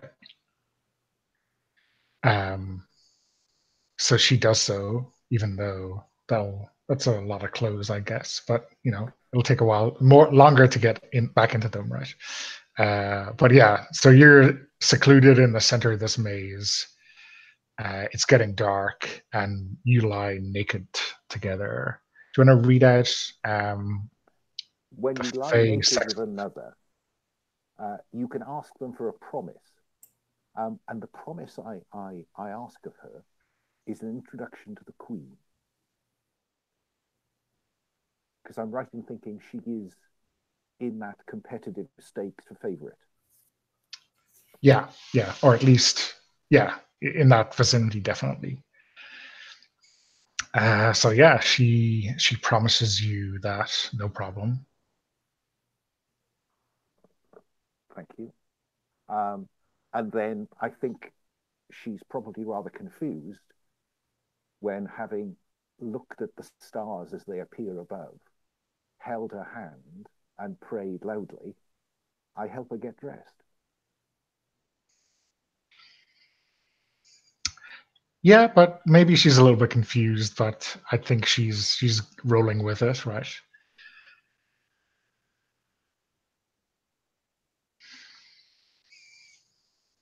Okay. Are we saying that this party is tonight, or are we saying it's in a I mean, tonight, both in game and out of game, or do we want to push that to the next session? I mean, for my part, if I end up getting an invitation, I'd quite like to devote quite a lot of the next session to it, because I think sure. going on. Yeah, I think it could be the next session was doing the midsummer event, and we have some days leading up to it still, or something. Yeah, perfect. Okay. Okay. So I guess the group that have kind of agreed the general parameters of the party have probably split up now. Sebastian, is there any moving and shaking that you want to take part in?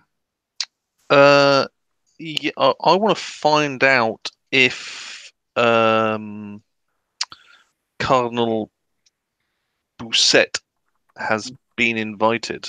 That's my aim. So I'm going to go to Zoe and ask her if, for the list of attendees, or whether is the Cardinal invited or not. Yeah, so she, I think, seems a little bit put out by your approach. But more like she didn't know that you knew there was a party going on, so she's surprised at that.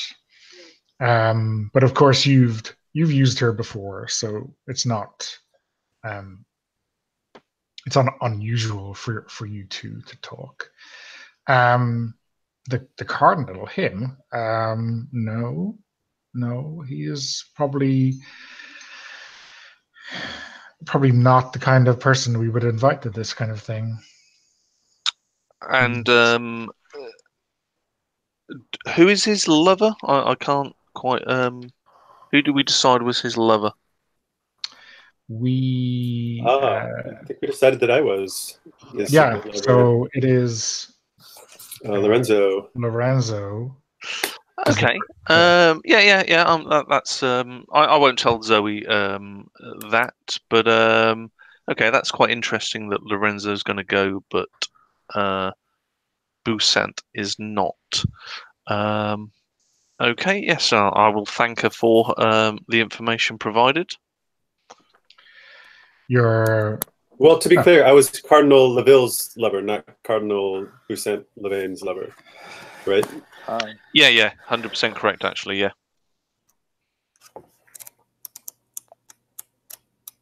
So neither cardinal is, well, clearly neither cardinal will probably be attending. Yeah, I think there's a limit of one man of the cloth on the invite list. Okay, well, yeah, I will thank her, and I'll go about my business. She wonders if you're looking to get an invite yourself. You know, she could maybe arrange that kind of thing if if you were open to maybe doing her a favor in return. Well, I'll inquire what the favour is she wants. Well, this man Hercule, I really don't like him, and I would prefer to see him away from here. Well, yes. Military men can tend to complicate situations at court. Maybe they are best served on the battlefield. So, yes, I will see what I can do to maybe organise Hercule's regiment to deploy. Would this threaten your peace, or would this be some kind of Italian adventure? Some Italian or Spanish adventure. Yes, down in that direction, rather than directed towards the British. Well, I shall. Can you think of any good reason why I'm not really good at thinking up of excuses off the top of my head. I'm just wondering why I should suggest you should be at this party. If you have any good ideas, that is. Lord Brock's attending, isn't he? Yeah, we had thought about inviting him, if only to make him understand exactly how we like to party. Well, I could easily aid with convincing Lord Brock, due that both him and myself seek peace between England and France. Perfect. I knew there was a reason, we kept you around. You're always looking out for the good of the realm. Yes, most definitely, and yes, you'll never even know I'm at the party. I definitely won't make any scenes. Well, thank you, Sebastian. That's okay. I will make sure you're on the list. Superb. Okay. Chloe, is there anything you want to do? Yeah, I should prepare for the party and also do some occult things to be prepared for the party. I think I will go to Hercule when he's doing some. Maybe when he's coming back from the hunt. I'm sure he has been hunting. Yeah, maybe he has gone out, maybe with the king for some hunting, maybe stags or something. And he's coming in with a buck. Obviously, he's not carrying it himself. He has servants for that, but he is quite proud of his recent kill. And he notices you or maybe he doesn't until you're upon him. How do you approach him? Yeah, the king is not there. It's just him, right? Yeah. Then I walk up till I'm standing pretty close and leaning into him, to look at the animal as if I was really curious about it. And maybe if he is not paying attention, he kind of brushes into me. Okay, yeah. And you give him quite a start. He is not, maybe he is really good at this and he is not at all used to being caught unawares. Chloe, I think maybe you have to think for a moment to recall your name. That is me. I'm indeed, and you. That's a really impressive bounty you got there. Well, there is nothing quite like a kill to whet the appetite for even more. Oh, indeed. I back at my father's estate, I used to accompany the men for the hunt, and it was always really, really impressive. Yeah, the whole process of ending such a majestic animal's life, and then dressing and using something you acquired yourself in the woods, like our ancestors used to do. It really connects you to the lands you rule as a noble, if you know what I mean. Yeah. So for Hercule, I think you're talking his language. I think you can turn him on if you want. Yes, I would like to do that.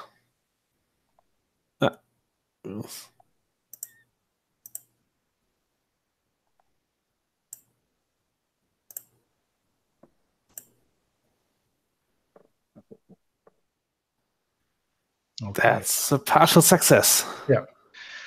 So on a 7 to 9, they can either give you a string or choose one of the reactions. I think he's going to give you a string. I think you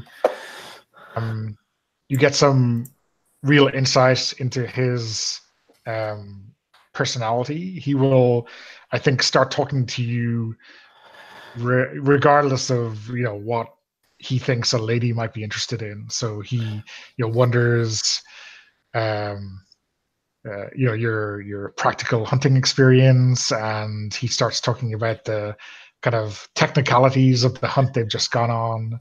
I'm talking about that I'm indeed did hunt some things and describe like mighty stacks with their antlers and things like that, and describing there's a semi-religious experience hunting for sport. And then I'm also talking about how in a way I enjoyed addressing the animal and ask, or I say I always enjoyed watching how a hunter dressed the animal, and asking him if he could show me, and like almost I'm pulling out his hunting knife and like handing it to him, and almost holding his hand while moving it towards. So I think he'll bring you into the hunting lodge where they have a bench, and the stag is there, and he will, I think, show you or guide you as to the cuts that he will make, the way he will leave the fur unblemished, the way he will get out the best meat, all of this. He will kind of guide the blade in your hand, right, to exactly what he would do. As he does so, and after the stack has been opened, my hands already bloody. I admit I'm a creature of curiosity, and I reach into the stack to touch the heart and feel it, and use that to gaze into the abyss.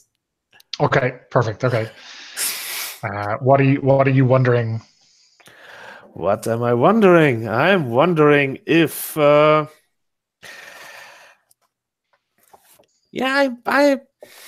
want to make a connection with my dark power, and kind of find out what does the horned god want from this from this party. What are his goals? Which target does he prefer? Okay. So what do you think the horned god, when you speak to him, sounds like? Is it purely in your mind, or is it there's something in the environment, like say a dead stag, come to life in your imagination? Or I think the dead stag, like reaching up its head and eyes still broken, starting to speak, would be a good image for this. Yeah, cool. Okay. So yeah, make your roll with dark.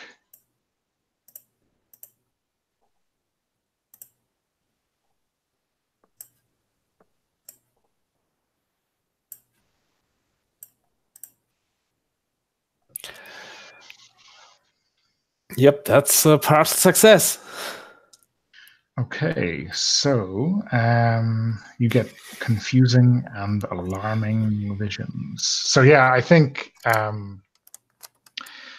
you reach into the heart, you maybe feel it start to beat again under your hand, and the head that has been lolling down the side of the bench kind of just raises up and looks at you with these very dark eyes, and the horned god is there, present in your heart, and blood starts seeping out of its mouth, and the heart starts racing, and it's in time with your own. And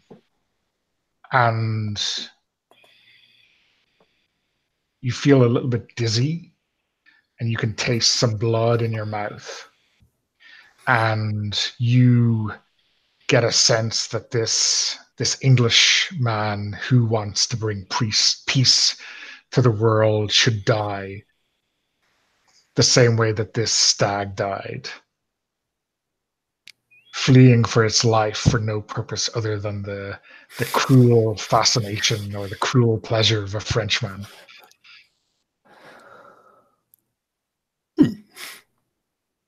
Well then. Okay. How does Hercule react to me reaching into? I think he's astonished and impressed. Well, maybe not obviously, but maybe you have rolled up your sleeves in a very unladylike manner to plunge your arm inside this carcass. But either way, it's impressive, I think, for him. I can imagine him getting quite turned on, given what we know about him already. Yeah.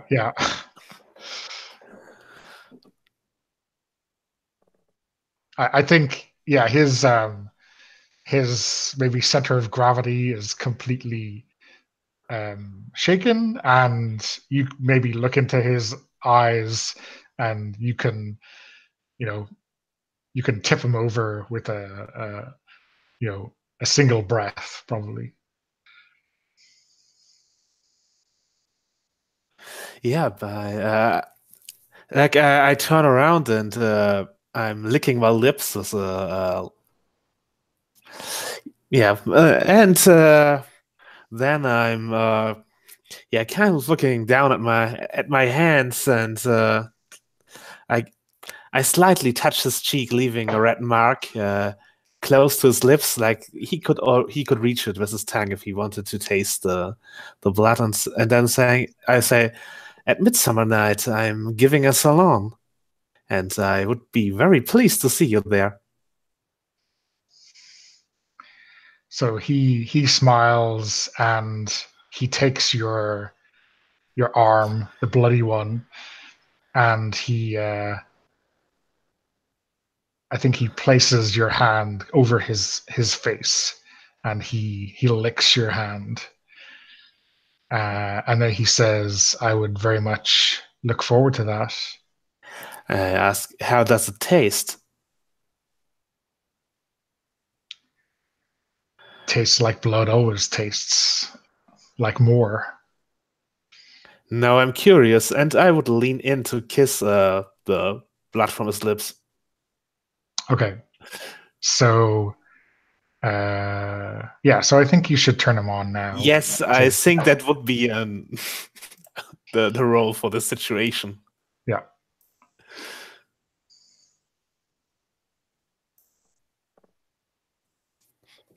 Yeah, that's a partial success. Okay. So yeah, I think he is going to give himself to you, maybe more literally than we've seen previously. Yes. Yeah. I think it will be rather messy, but I enjoy myself, and nobody really gets hurt. And my sex move says that my darkest power loses a string on me and gains a string on Hercule. Okay. And when that string passes from you to them, is that that the dark power is now paying attention to them, or is it that they are kind of almost one of you? I don't think it counts as recruiting, but yeah, they have been touched by the dark power, and they Okay. yeah, the dark power now knows about them. Okay, great. Who should we go back to? I think Lorenzo.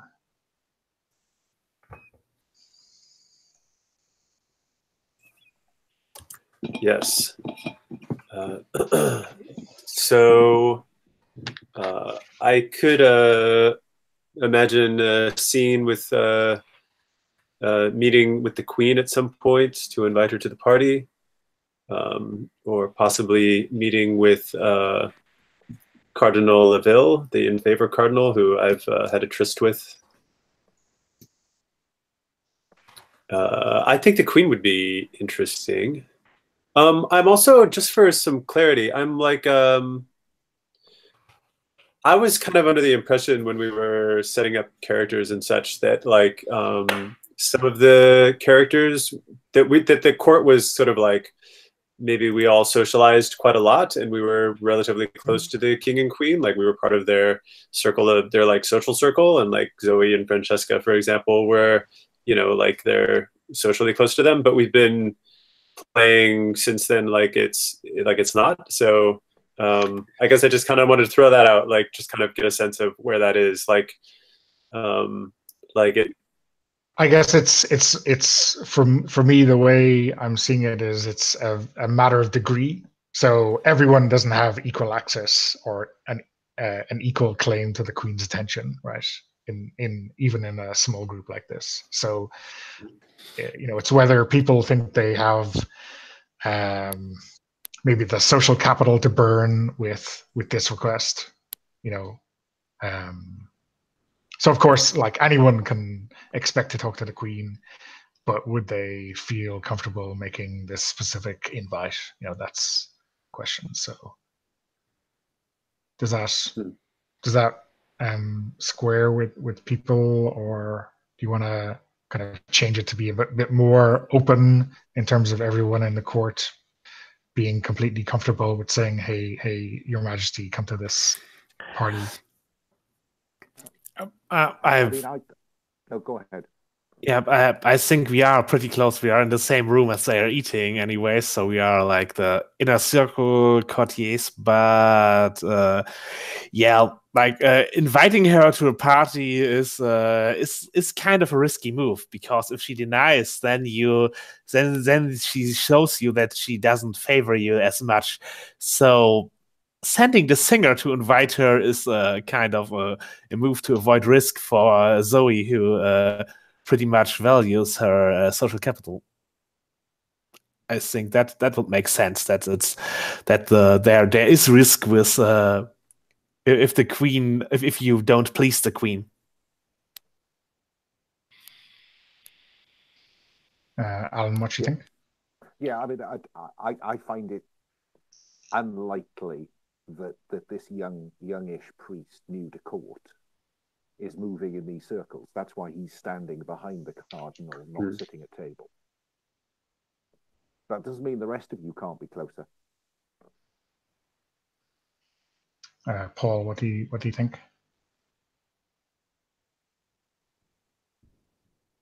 Oh, you're muted. Yeah, sorry.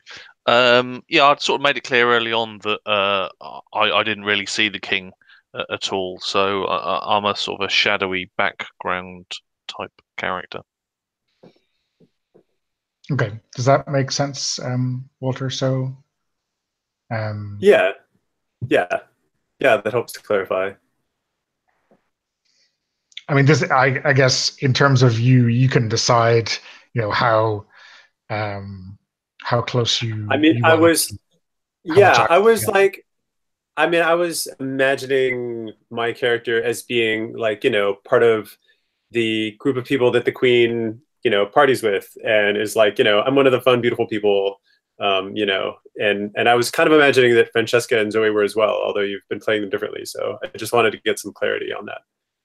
Yeah, I mean, I think Francesca certainly could have made the invite without too much hassle, but she had other things on her plate. So, Yeah.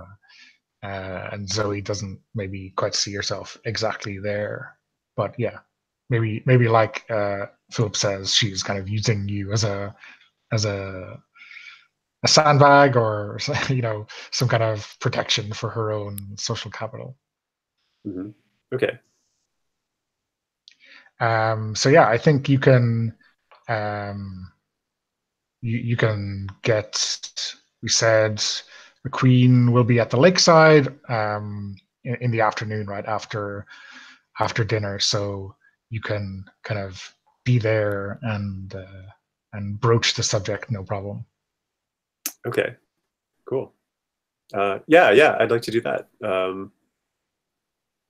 So, is it? Is the? I mean, I'm imagining that the queen would. Um, is the queen alone, or does the queen with maybe a couple companions and just like enjoying a walk through the garden, something like that? I'd be Um, surprised if she's on her own. yeah, so she Mm-hmm. maybe is with the Duchess, and maybe Florent or dashing cavalryman. And Florent is taking the lead. They are going to get into a little rowboat and enjoy the lake. There's like a tiny packed picnic for them. Maybe some leftovers from dinner, and yeah, I think you are waved at with not really a hint of courtly manners as you descend towards the lakeside. Not a hint of courtly matters. Well, as What in is? they're waving like normal people instead of Okay, like hello. Okay, yeah. yeah, Okay, cool. Okay, they're like without the formality. yeah, without the Okay. formality. Okay, nice.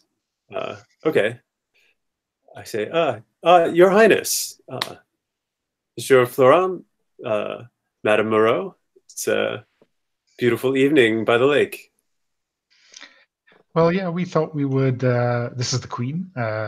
We thought we would, row out and have some peace and quiet away from the crowds, and maybe have some of that lovely, lovely ham that we had at dinner time.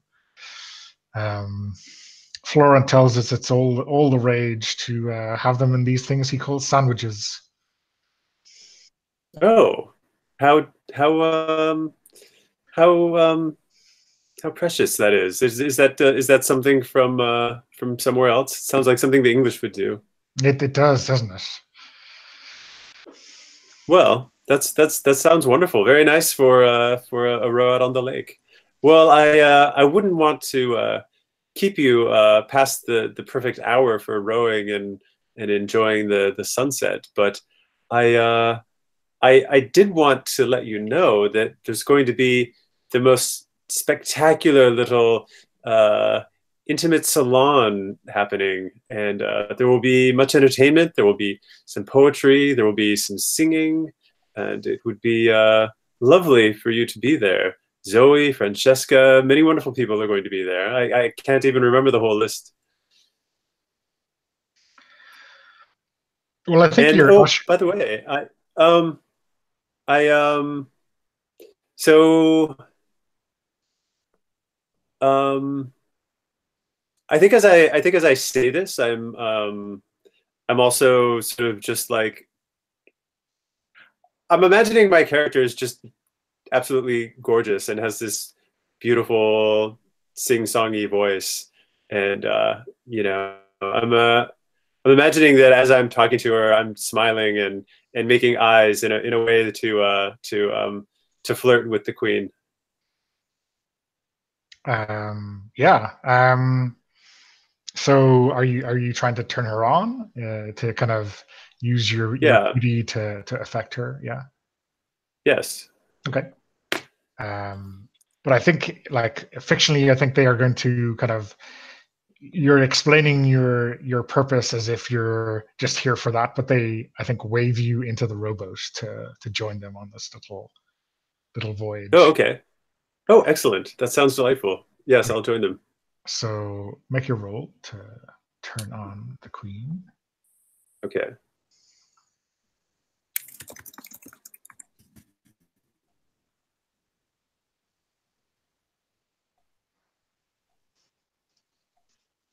Okay, it does go to 13.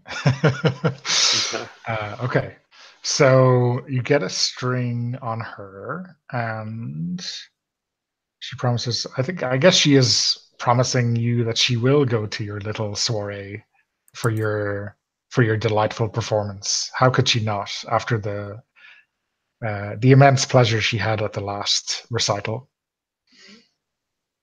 Excellent. Oh, that's absolutely lovely, and I I would certainly like for all of them to be there. I'm prepared to flirt with everyone there, actually, but I don't know if it makes sense to roll for it or what. Maybe yeah. I mean, so just to put it out there, I don't know how we want to handle this, but I imagine myself just being a flirt with pretty much everyone. That's just my nature, and that's my beauty and my charm is how I get my way in the court. Yeah. And it's also my drive. I want everyone to love me, basically. Yeah, I guess certainly you're being charming, and I think where the queen goes, these two will follow her lead, right? So they are probably well disposed to you until her mood changes. I have no problem with that. I guess I have done it in the past where, like, if you're certainly performing, right, you can affect an entire group of people with one role. Though obviously, the downside to that might be slightly different. If you miss, they might all take strings on you or something like that. So we can probably do that kind of thing for the performance at the recital, right? If you want to affect many people with one role, that's no problem. Okay. Okay.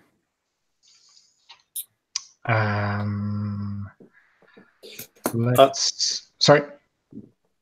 I was just trying to think if I wanted to bring up something else in this scene with someone else. So I probably don't know very much at this point about. I don't know, how much do I know about Duchess Moreau or Florent, right? I mean, I probably just know that Florent is a handsome military officer, and that Madame Moreau is. I don't know anything special about her at this point, right?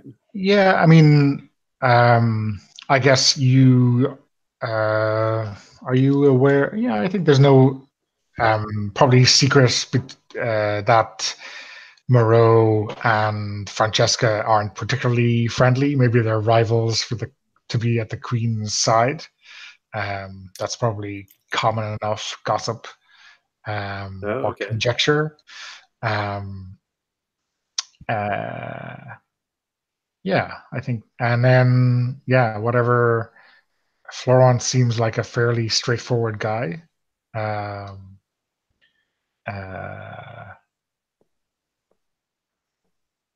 Yeah, I'm not sure how much your paths have crossed before. Yeah.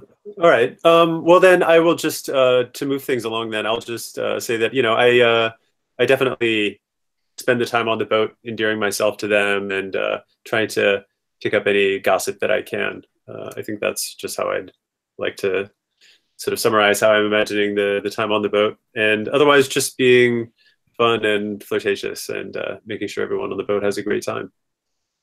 Okay, yeah. I'm just looking at the time. We're coming up to past. Sebastian, do you have anything else you want to do this session? I'm going to prepare a note to recall Hercule Baptiste back to his regiment. But my aim is to deliver it just before the party. So that's all I'll do now. How will that get acted on? What, does Sebastian have that power?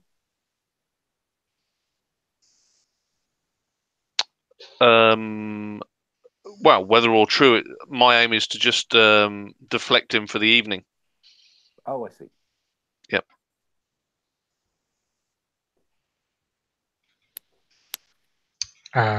Yeah, so I think you probably need to.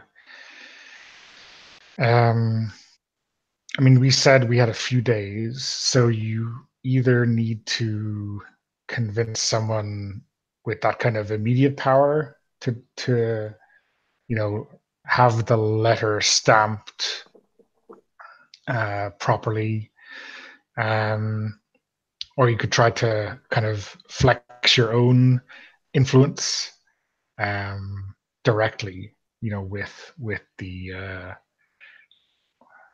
with the generals, or the minister of war, or whoever it is, to have that happen. So, what's the mechanic behind that then? Yeah, I'm not sure. I mean, you are. Yeah, go ahead. You really need to get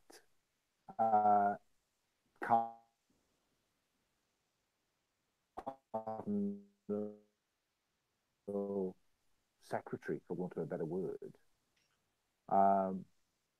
and I know who killed you, and so I have strings on you.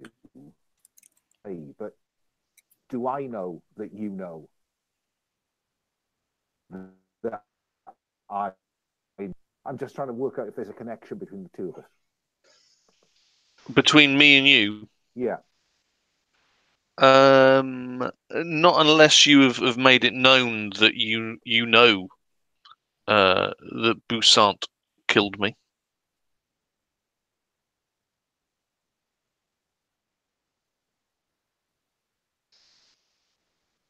There is something I want to know about that at some point. But I think if I was to approach Sebastian, I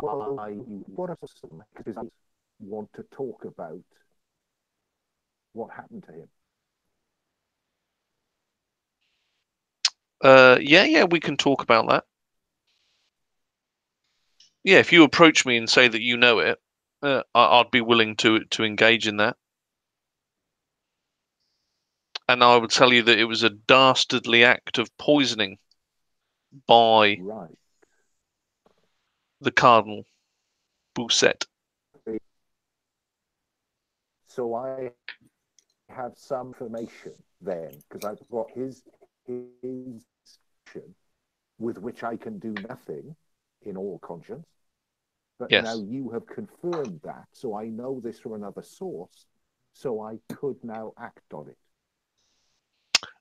You could, but I am currently planning to enact my revenge against the Cardinal.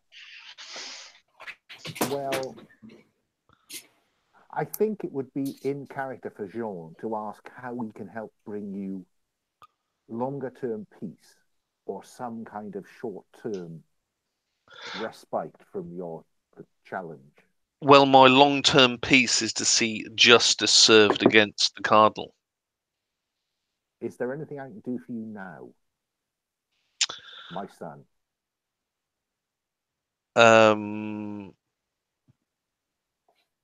No, unless you have some control over Hercule. And Yeah, sorry, so like mechanically to do what you want, we're really talking about pulling strings on someone in kind of Hercule's power structure.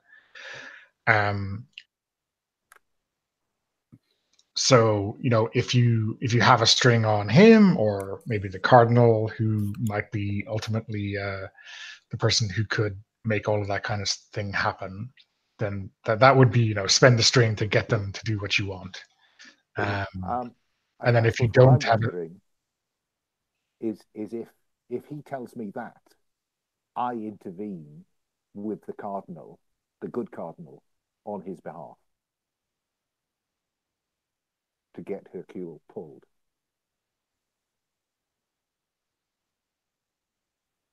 yeah, that's unless Sebastian wants to try that direct approach. What, a direct approach against Hercule? No, a direct appeal to Cardinal, good Cardinal, the nameless Cardinal. Well, again, I don't know what the mechanic is behind it. I don't have any string over him. Yeah, so if you don't have a string on him, you have to get one, right? And so you can do that through some kind of social interaction. I mean, probably shutting them down or turning them on are the two moves that will generate you strings in that regard. So yeah, so see, my aim was to go to Hercule on the night, hand him a note, and shut him down. Okay, yeah. So in that case, it would not be an official note. It would just be purporting to be an official note to get him away from the party just then. Yeah. That's the sole intention. Okay, yeah. So yeah, that's fine. So, okay. So you have that letter ready to go in your coat pocket. Yeah. Ready to ambush him in the corridor at the party. Okay. Yeah, I mean, the other thing is to be all spooky and visit him at night and ghost him out. Yeah, but, yeah. Okay. I think unless anyone has something very specific they want to do, kind of in this trajectory, we can call it a night. We can wrap the session. Yeah. Cool. Okay. I'll just stop broadcasting. So.